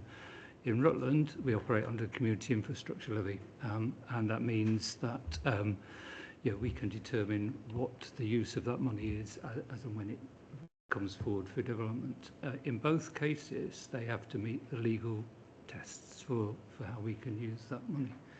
So in my understanding of what's been put forward to you tonight is that there are no adverse impact, need for financial contributions towards highways improvements for arising from the National Highways comments. There's nothing emerging from our own Highways Authority, or indeed in the comments that have received from Lincolnshire, there's nothing that have come to us for Lincolnshire. What happened, I think, when it went to the South Kesteven Planning Committee was there was a request made by Lincolnshire for a scheme of traffic calming measures on certain roads in South Kesteven, Sydney Farm Lane, Arran Road and Ratcliffe Road. The planning officer's report at that time to that meeting said that those requests didn't meet the legal requests tests for developer contributions because they couldn't be demonstrated that they were necessary to make the development acceptable. Despite that, the South Kesteven Planning Committee have still requested those monies to us. But if we were to spend SIL money on any matter of infrastructure, we would need to be convinced that they did meet those legal tests. Thank you. I've got Councillor Payne, Ellison, then Wise, and then we'll go from there. So, Councillor Payne. I've got two sets of questions. One relates to the traffic again, and I couldn't find anywhere in the reams of documents that are on the website where anybody had looked at the Caston Crossroads again and Water Lane going back from there, and there's an acknowledgement that junction is dangerous, but leading up to it, just a few hundred yards away, is a humpback bridge that is single track over the A1. And if you meet a big lorry, as you often do, you sit there and stare at each other, and I'm smaller than him, so I've got to reverse down a humpback bridge, and that volume of traffic is going to increase because it's a rat run, and I've already raised it as a serious issue. The other issue that I can't find any data on is the Casterton road that links the A1, the A606 and the A621. I can't find any modelling on that either, and I'm sure that's always a problem. There's queuing traffic at peak times on there, and I'm sure that's going to be a problem. So if anybody can point me in the direction of that data, I'd be extremely grateful, please, for both of those roads, because that's a major concern for people in my neck in the woods, residents in my neck of the woods, and I know it's only going to get worse. The other issue I had was that similarly to Great Casterton, Ketton, Tinwell, they're only a couple of miles away from this development. They have major concerns and object to the application because they're concerned that the infrastructure should go in first, like Great Casterton has mentioned, to negate the impact of additional traffic, people, demand on services, because those areas have similarly been subject to quite large development relative to their size without any increase in infrastructure. So it's all a very genuine concern for surrounding villages, and I know it doesn't relate directly to the application in hand, but is there any way that we would be able to condition through the reserve matters, the infrastructure plan provision to come forward in the order of solving or sorting the reserve matters? The simple answer to your question is no, because it's the County Council's responsibility as to how that infrastructure takes place. The way SEAL works is we receive those receipts, and it's for us to determine how those receipts are used to mitigate the impact of development on the infrastructure. So, the problem is, the timing of when we receive those receipts and the process we would need to put in place to do that. So, obviously, the work on the local plan we're doing at the moment will have an infrastructure delivery plan attached to it, which will take account of this. But it'll be for future decision making by the council as to do that. So, in my mind, it would be an unreasonable condition to place on the developer when it's down in their terms. They're making that contribution and leaving it for the council to determine how that gets spent. So, just to widen the debate out in terms of infrastructure, we've talked about health tonight, for example. So, on health, clearly, there will be an impact on existing health infrastructure from this, and there is a request from the Integrated Care Board for financial contribution to that. The difficulty in terms of how you spend that money partly depends on how quickly that development takes place and what alternative provisions taking place. So our preferred route, as set out in the local plan, is to bring forward a new site for the Umpingham surgery, and at that time, that would help to increase the capacity of that site to be able to plan for the growing number of residents that would be at Quarry Farm being able to access that. But that's very difficult to plan for, in terms of knowing when that development would take place and how quickly, we could put in place a new surgery, which is partly dependent on the local plan taking place. So, it's up in the air at the moment to some extent. So it could be that, if that development, that surgery isn't provided quickly enough, there might be a need to provide provision on site or elsewhere. So it's these issues are still to be resolved. There's obviously an outline application at the moment. So it's not that we aren't considering those issues. It's just that we can't provide a definitive solution to that. That's about continued working with the Integrated Care Board. And that will go on for some time. It's not just help, it's the whole No, volume. No, and I understand that. I was just using that as an example. The same applies to schools. So, there was a request for a financial contribution to the primary school provision on the Stamford site, but when our education colleagues had looked at that in detail, the timing of development coming forward in Rutland would suggest that there is sufficient capacity in the primary schools in Rutland to meet that need. Those primary schools are already, taken up significantly by places from Stamford residents, actually, which we don't receive any developer contributions to at all, and haven't done for some time. So, there's a lot of factors that need to go into that, and I understand from members of this committee and for residents, you want to have easy answers to those questions, and they're not easy answers to provide. Okay, but we do need to listen to our residents and make sure that we do bring forward these issues when we can in our planning as a county council, because they are very major concerns for very many of our residents in that side of the county. Yes, I think the issue is just what burden is placed on the developer in terms of solving those issues and what falls to the county council in terms of solving those issues. And the way it still works, it's the county council's responsibility effectively to determine how the best use is made of those developer contributions. Thank you. Councillor Ellison, then Wise, then West. Thank you, Chair. Can the officers confirm that should the application be approved tonight, but in view of the following matters being of importance, particularly to myself and others of this committee, that matters referred to in Special Conditions 5, Design Code and Master Plan, and matters detailed in Special Conditions 18 to 21, concerning the Country Park, Habitat Creation and Woodlands, will be referred back to this committee for final approval and not dealt with by delegated powers? I think members can request that to happen, and as you're aware, any member can request at any point an application to come to committee. So if that's what members want, you know, we can make sure that that happens. Lovely. Thank you very much. Councillor Wise. I think my question might have been answered. My name has been taken in vain a couple of times about highways and junctions and my little personal campaigns on behalf of residents.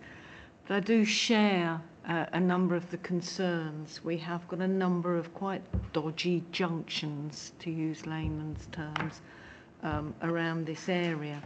I have a great deal of respect for our highways engineers as professionals and accept their judgment here, but that doesn't quite sit with what the photographs I get of accidents, particularly at that Water Lane junction, which I find horrific. I never drive down there myself.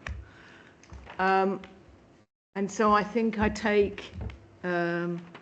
Anson's point that maybe we need to take forward some of the SIL money to have a more, a bigger look at those roads and look at how we might be able to use SIL money to improve the highways infrastructure around there. Councillor West. Thanks, Chairman. Roger.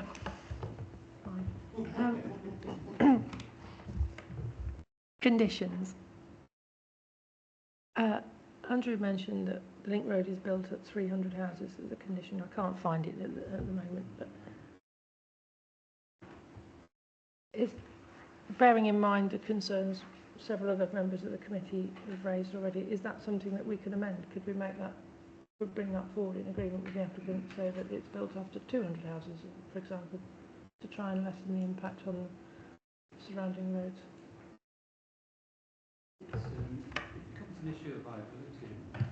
It becomes an issue of viability as well as the provision of the road. So, you know, it's a cost to the developer to put the whole of the Link Road in, and they're required to sell houses to it. So, the modelling that's been done is suggesting that, you know, the Link Road, and you know, we talked about strategic planning of this site. For this council, the provision of the Link Road has been fundamental to part of this being a comprehensive development. You know, we have avoided or want to avoid a situation where this site comes forward in isolation from the rest of the development. You know, we don't want to grant permission to this and then for some reason to see a situation where the rest of the site wasn't to be provided. So we've been keen to maintain that provision, and you know, I think from the base of the discussions this was considered to be you know, an equitable solution to that, both in terms of how quickly it could be provided as well as how it could still enable viable development to take place across the site. What's the build-out rate, and so roughly when would that Link Road be delivered? Yeah, so it's something like 75 per annum, I would think, on the site like this. To be 5 years before. Yeah. Before the so road. there's not a great deal of difference between that and the requirement for it to be built from 8 years, depending on the commencement of either end. So I was just going to say, in terms of the building of that Link Road, I think the idea for the developer is it will effectively be built as the development progresses through the site. So as the houses are built, that road will be put in, and so it will stay consistent with the rate that they're building. The 8-year date is purely an end stop date to make sure that if for whatever reason houses did stop, we would ultimately secure that road being built. Because, like I say, going back to when the council originally, you know, considered looking at this site, that was a fundamental requirement for, I think, even the councillors back then, that road had to be secured, and there's been a lot of time spent ensuring that would happen through the legal agreements. What do you think? Right, what do you think, Justin, about bringing that forward? Again, like Roger said, I think there's two parts to this. One is obviously the viability side of things that Roger's put forward. There's also, in terms of meeting the test for conditions, the reason that 300 and 500 housing figures been, I think that is all stems from the again the transport requirements. How many houses can you actually build off the access points before the link road is required? So there is a reason why it's there, and that's it meets the test. I think if we were to try and secure it earlier, I don't think it would meet the test, and I think we'd also probably get pushback in terms of the viability argument as well. Sorry, one last thing. Little Casterton Parish Council's 2,000 vehicle movements a day, how does that compare with our own numbers in transport assessments?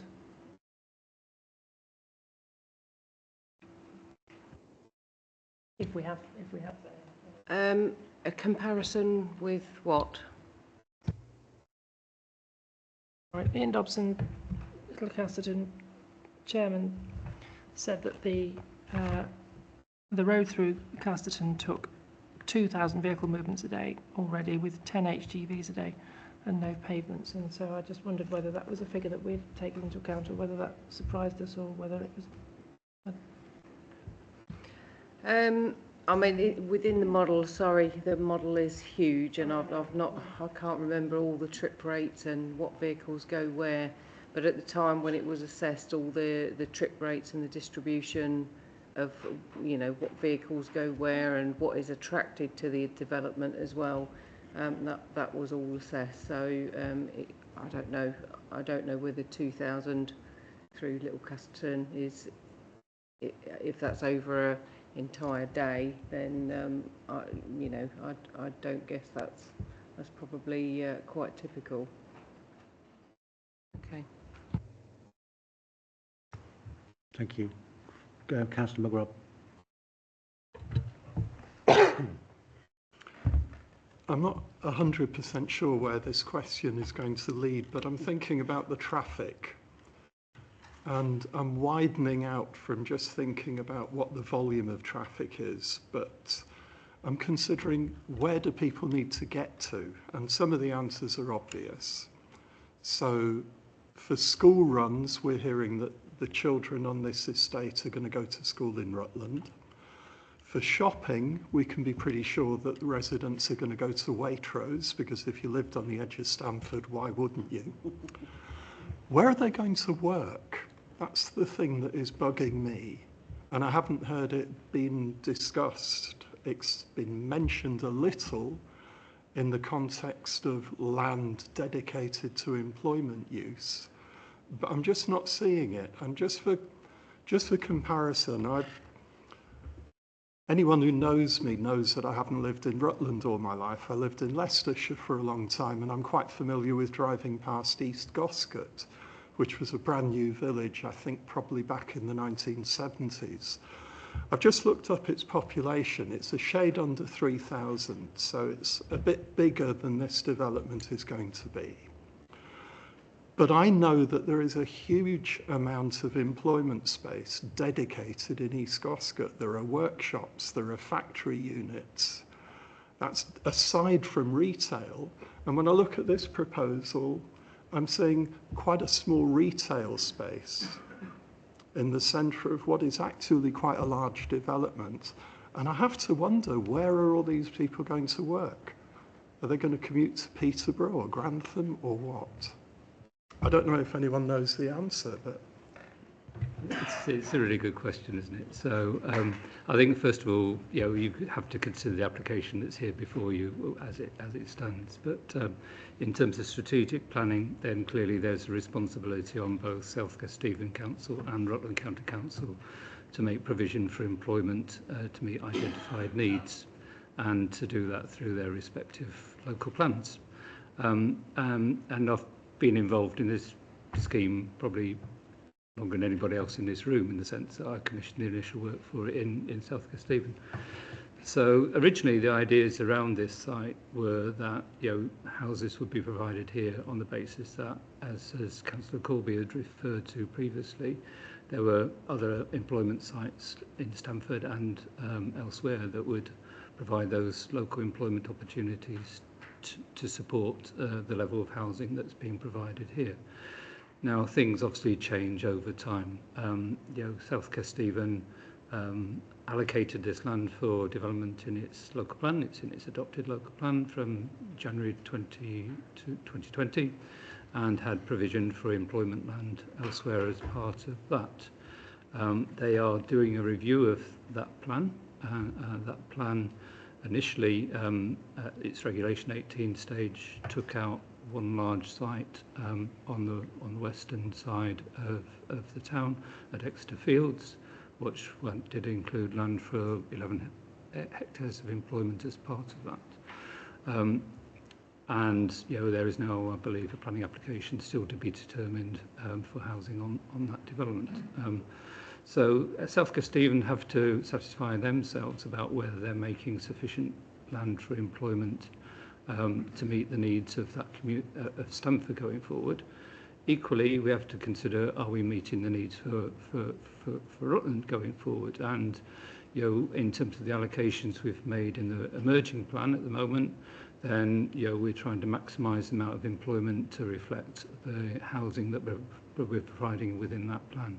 And we're trying to make sure that that is well geographically distributed across the county. So the Wolfox proposal, which wouldn't be that far from the A1, between A1 junctions towards this, would contribute obviously to taking advantage of the A1 and supporting potential for this. In reality, people will get in their cars and they'll go to employment where it suits them in the same way as they'll get into school. So we have to provide the capacity for that. We can't guarantee that people will still take their children to the local school. They clearly don't do that in Stamford at the moment by taking them from Stamford to Great Custardton for both sub-primary and secondary. So there is a degree where you still have to look at where people choose to make those decisions in terms of whether they work, live and go to school. But equally, it's responsibility for each authority to make sure it's making sufficient provision for both housing and employment. And obviously, we believe we're doing that within Rutland, and we're trying to do that in a way that takes account of the fact that there will be housing on the edge of Stamford, which is still counted towards Rutland's housing needs, that we're still trying to provide local opportunities for employment to support people that could want to make that journey to work to there. Thank you, Roger. I was picking up on the word sustainable in the application. You said we have to deal with the application as it is in front of us. But one of the claims is that this is a sustainable application, and my question was based on the idea that that must be part of the sustainability. Well, you look at sustainability on different levels, don't you? So, for sustainable development, the onus isn't necessarily on the developer to provide employment at sites as part of the development if there is sufficient employment land elsewhere. So the provision of employment land, in my mind, falls under the remit of the County Council and the strategic planning that we need to take through the local plan. Thank you. Further questions, please, from the committee? There are none. Just a couple of notes that I've jotted down while we've been going through this. I have real concerns over the biodiversity net gain. I do get the impression that something we've heard about ecology today was set to meet a narrative. And I have a real concern about the translocation of some of those. I've got two questions based on the ecology, really, for you, Justin or Nick. Firstly is, if there is issues with the translocation, etc., is there any penalty connected to that? My second question is, I don't know if we've got our ecologist online still, whether or not she can give us some reassurance about the translocation and the positive outcomes that we were promised. I think my third question is what protection can we do for the existing habitat during construction?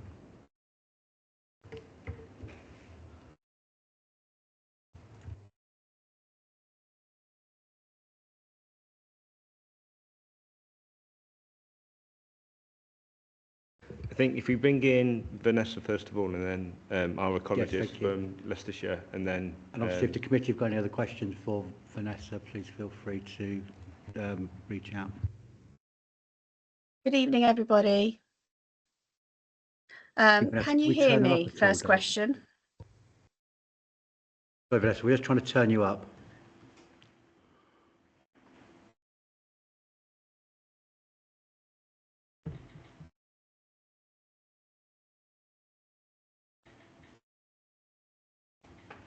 Shall I have a go now? We're getting there. So as high as we go, Tom. Run away.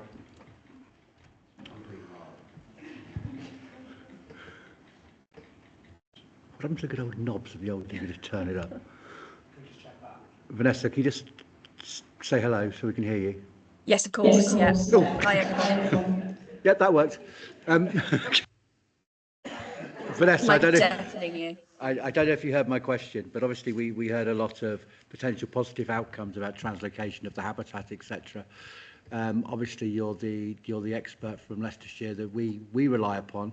I'd just like to understand your views on this and the potential for the 18% BNG.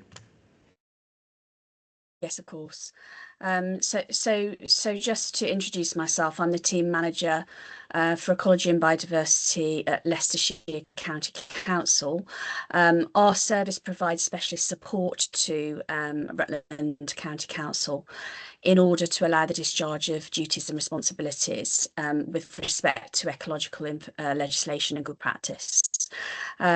So this, I'm sure you can imagine, it's been a proposal on the table for quite some time. So it's had a number of iterations and design feedback. It's been a very iterative process, and therefore at this stage, although it's only an outline application, there has been plenty of opportunity for consultation comments to come forward from ourselves, and for that to be fed back into the process.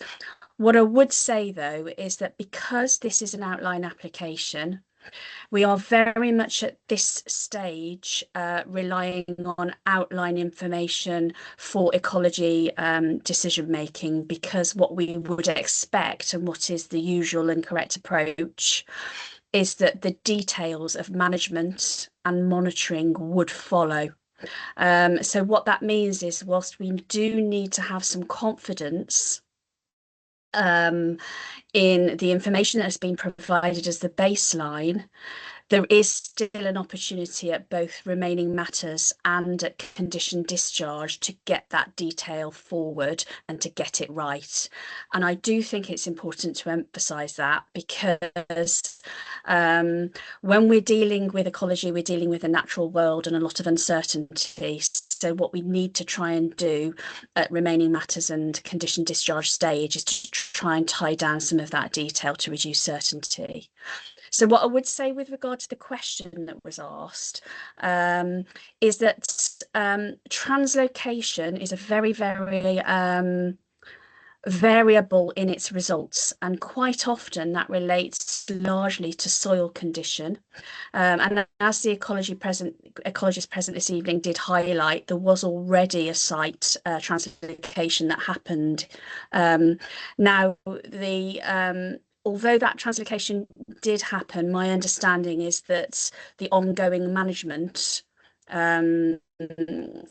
didn't happen effectively. I don't know all the details of that, but what I would say is that if you have translocation occurring on site, it's far more likely to be successful because you have the correct soil types present, and very much translocation is very much dependent upon a combination of the correct soil type with active management.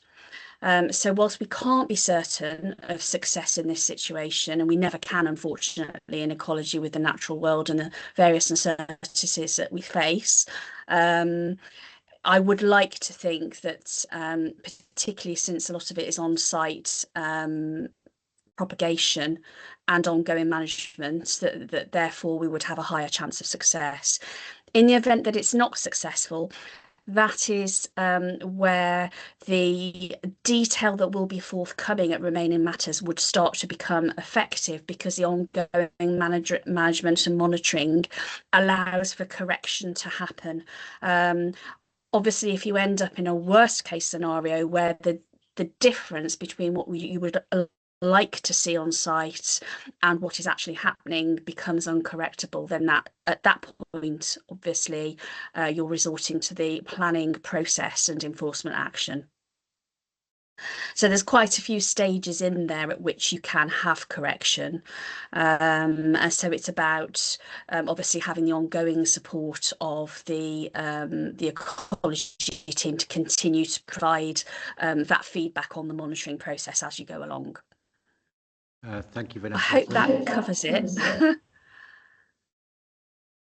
Chairman, just to follow on from that, and I think Vanessa covered it really, the fact is that there will be conditions on this development and legal agreements to secure the biodiversity net gain, and in particular the monitoring of those. So at various stages throughout the development and ongoing for a 30-year period, there will be stages, for instance, after year 1, and then it's usually years 3, 7, etc., that there will be a requirement for a report to be undertaken that will be reviewed if at that stage in time the expected biodiversity net gain and the calcareous grassland translocation, it will demonstrate either it's meeting the target that was anticipated when we discharged the conditions, or it's not.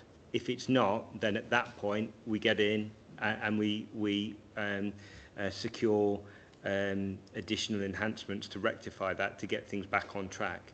And clearly, as Vanessa said as well, with having those monitoring stages, if at any point that it isn't meeting that requirement, the required level, and there is no correction in place from the developers, then we would just simply take enforcement action, and that may well be, if it's part of the Section 106 action, to take them to court as well.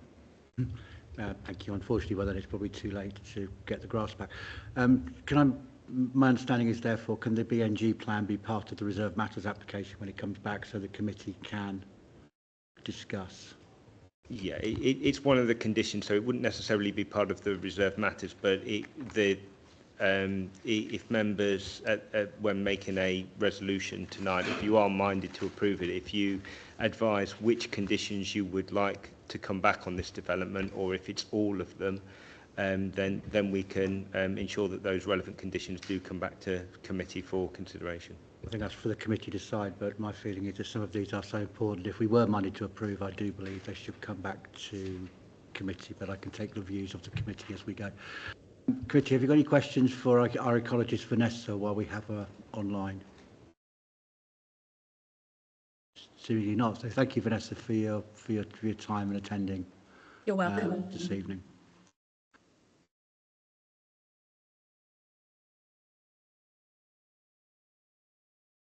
From the committee.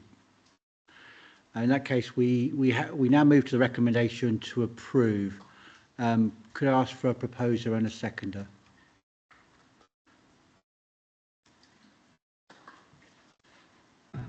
You're proposing, Councillor Smith?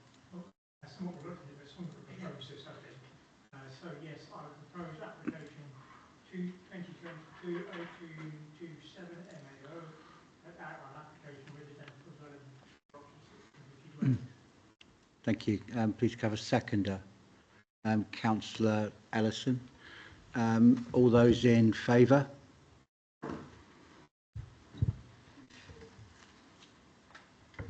That's 7, Chair. And those against? 1 against. And any abstentions?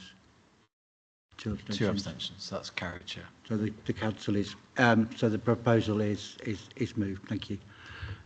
We now move on to the next application, 2023-0019 OUT, Gunmalees Limited, Little Casterton Road, Stamford Road, Little Casterton, cross-boundary outline planning application with all matter reserved except access for up to 30 residential units, local centre, etc. This application only relates to access from Little Casterton Road.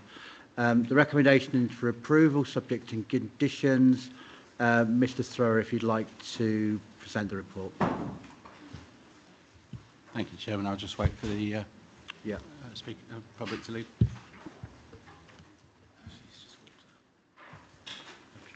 Okay, so that's one then.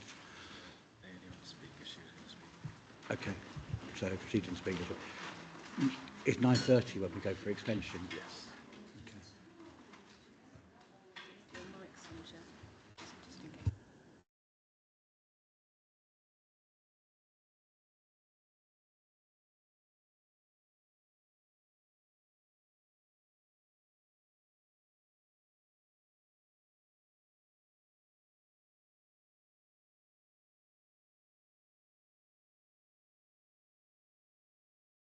Thank you, Mr. Thrower. Would you like to... Can we just shut that door, please?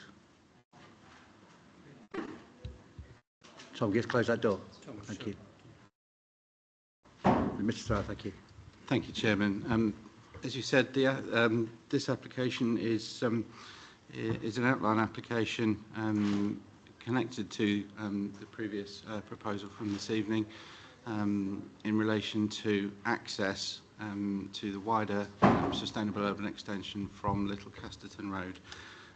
As we've heard, the wider outline scheme that this proposal seeks to provide access to was approved by South Kesteven District Council at the beginning of December 2024.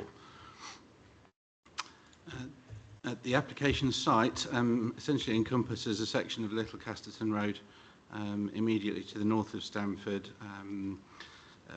As we've sort of seen already this evening, the Quarry Farm site lies to the west of this site, and the remainder of the sustainable urban extension lies to the east of the site. This part is effectively a small section of land between the two sites that is required to provide access into that development to the east, but doesn't fall within the scope of Allison Holmes's planning application. Just in consideration of the sort of the aerial photograph of the site and the sort of the setting for the proposal, this is the northern point of the application site here, and the southern point is located just here on the edge of Stamford. This is the overall indicative master plan for the development of the Stamford North site. This section to the west here is the application that we've just heard, and the remainder here is the application that was made to South Kesteven for the development of the remainder of that extension, with the link road running all the way through the development from Ryle Road in the east to Old Great North Road in the west. I've got a zoomed in section of that plan here showing the implications on this indicative proposal at this stage for Little Casterton Road. The only matter that is actually before you this evening are the access points at the north and the south side of the site, but the indicative proposal before you is that Little Casterton Road will, as part of the development, be diverted to the east to join that link road with a junction provided at the southern side to the link road here, and then the remaining or the sort of the balance of Little Casterton Road as it is at present would then be developed for the purposes of an active travel route into Stamford Town Centre. In terms of the setting of the site, this is on the north side of the site looking back towards Stamford. So you've got the residential development on the north edge of Stamford here, and the road as it leads in, and then looking in the opposite direction, leading back towards Little Casterton over the crest of the ridge there. And then photographs looking from the south end of the site. This is looking back into Stamford, and then looking north towards the section that would then be amended to become the active travel route. In terms of the policies before you, again, as per the previous application, they are set out in the main report before you. The main issues being the principle of the use, which is required solely to facilitate access to the wider Stamford North SUE, and specifically serving the development within SKDC's administrative area, which was resolved to be approved last year. In terms of highway matters, no objections have been raised by the local highways authority, subject to conditions. Again, as we heard earlier this evening, there's been sort of quite a substantial element of transport assessment been undertaken with neither local highways authority raising objections in principle.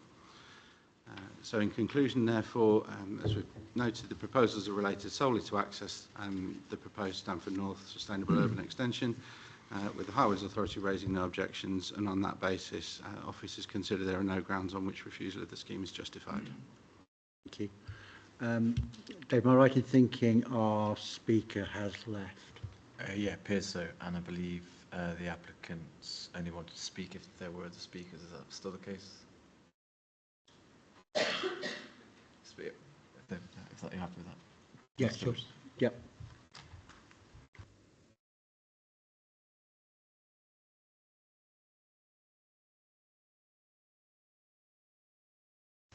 Good evening, everyone. I'm Nick Berman. I work for Gummer Leeds, which is the applicant for this this application. Just briefly, I want to say thanks for the opportunity to speak tonight. And this only relates to the access on Little Casterton Road, as you know, and the majority of the site is in South Kesteven, which was approved by the South Kesteven Planning Committee recently. The land is the land is owned by charities on the Stamford North site, and we are committed absolutely to delivering something that's sustainable, beautiful, and of a benefit to Stamford. For example, as with the previous application, in excess of the requirements on biodiversity net gain, in addition to 4 times the required amount of green space, schools, and so on. So we have worked with Alison Homes at every step of the way, as we have with Rutland and the other councils, in addition to the residents and the community, and we will continue to do so to make sure this is a fantastic extension to Stamford and a comprehensive development. We welcome the recommendation to approve this application, and we look forward to... Sorry, can I just ask we just keep this on the application in front of us, which is about the entrances? We've debated the wider... Yeah, absolutely. We look forward to working with you as we go forward. Thank you. Any questions from the committee? Councillor West. Thanks, Chairman. What impact do you see this having on the village of Little Casterton, with people leaving the development and heading up Little Casterton Road and going through Little Casterton, heading off in the direction of Bourne or whatever? I don't have the exact transport numbers to hand, but I do know that the whole area was assessed as part of the Stamford Transport Model, that process, which was a rigorous process which involved all the councils and Rutland highways, which were responsible for those roads, and there were no objections raised on that one. I'm afraid I don't know the exact part for that, but... Thank you. Councillor Wilby. Can you tell me where the transports are coming from, which direction on there? Sorry, on the Little Casterton Road? Yeah. In terms of during the construction phase, or just generally? Yeah, during the construction phase. During the construction phase, no traffic is able to access the site via Little Casterton Road, other than to do the works on the site. So as in the site, there's a planning condition posed by Rutland to ensure that the site will be built out, not using Little Casterton Road. Sorry, Nick, just want to clarify that. Yeah, just to come in on that, there's a condition in the addendum report before you this evening, and which is a slight rephrasing of the condition in the main report. No construction traffic shall access the wider development site from the north via Little Casterton Road. So how does it get there? The construction routes are... Actually, do you mind if I call on my colleague just to help give you a more comprehensive answer to that question? Sure. Thank you.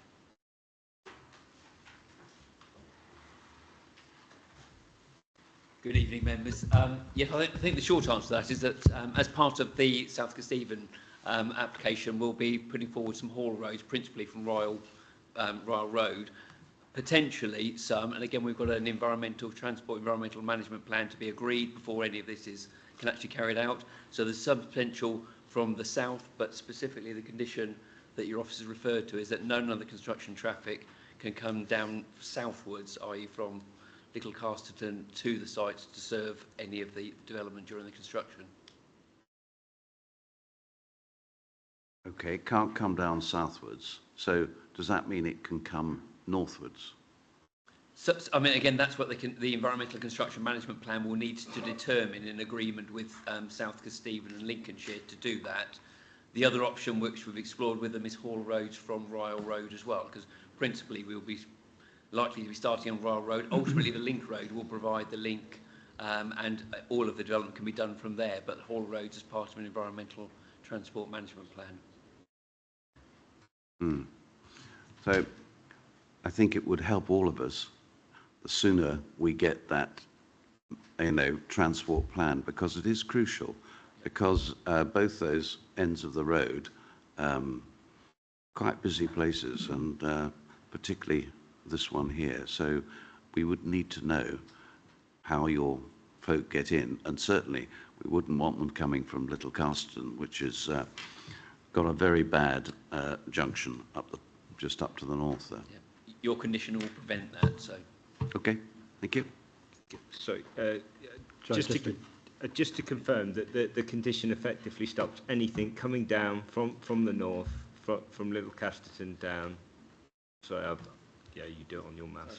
From here. Oh, difficult for my. Yeah, so you basically can't access it from the north. So anything coming in will have to be either through haul roads through the developer's site at SKDC, or from the south. But I think we've got a construction management plan. There's a construction management plan and traffic management plan on the Quarry Farm site, and a similar requirement on South Kesteven's application for the development on the eastern side of the site.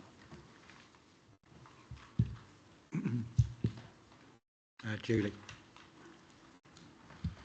Yeah, I think when I was looking at the original application, and it applies to this one as well, that there shouldn't be anything using Little Casterton Road at all in terms of construction vehicles. So north or south? North or south, yeah. So we might need to clarify. Sorry? Sorry, the condition is worded to stop any vehicles accessing the site from Little Casterton Road to the north. Obviously, the south side of the site is within South Kesteven's jurisdiction, and therefore would be under the control of their construction management traffic plan.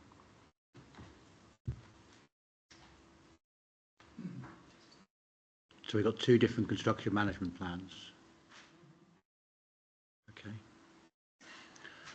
That seems suboptimal. It's not two different construction management plans. There are conditions for a construction traffic management plan on each of the applications. This particular application simply has a condition to stop construction traffic from accessing the site from the north. So to be clear, to avoid it, we can't condition anything to do with the south because it's not on our patch. We can only do the bit to the north. The legal officer's nodding, yes. If legal are nodding, that's not good. Councillor Wise. Whilst we can't actually stop them coming from Stamford and construction traffic travelling up there, we could presumably stop them going from the site north up Little Casterton Road, because that is Rutland. If you wanted to propose an amendment to the wording of the condition to add in the limitation that vehicles associated with the construction were not allowed to use the Little Casterton Road to the north of the site, and I think that would be something else that we could be accommodated if that was part of the proposal. So we need to agree now, or can we leave this for officers to agree with the ward member and the portfolio holder? Whichever's more suitable.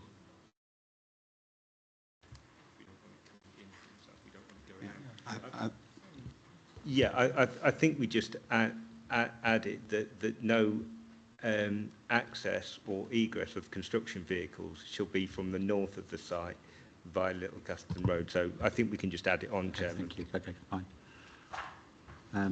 Do we have any further questions for our speaker? In that case, no. Thank you very much. Committee questions for officers. Councillor Andrew Brown. Thank you, Chair. It's a very basic question. I mean, given the decision that's just been made and the decision from South Kesteven recently, can we realistically refuse this, given that both developments are now approved? You could refuse it. There's nothing to stop you from refusing it. I would struggle to suggest reasons why you would do so. I think we should stay away from hypotheticals, Councillor Brown, and stick with the facts in front of us. Any other non-hypothetical questions? None. In that case, the recommendation is for approval. Can I have a proposer? Councillor Brown, a seconder, Councillor West. All those in favour? That's 9, Chair. And against? And abstentions? And 1 abstention. That's motion's carried.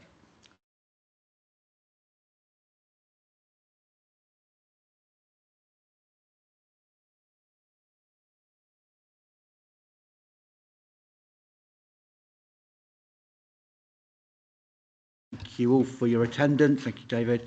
And I declare the meeting closed at 9:26 p.m.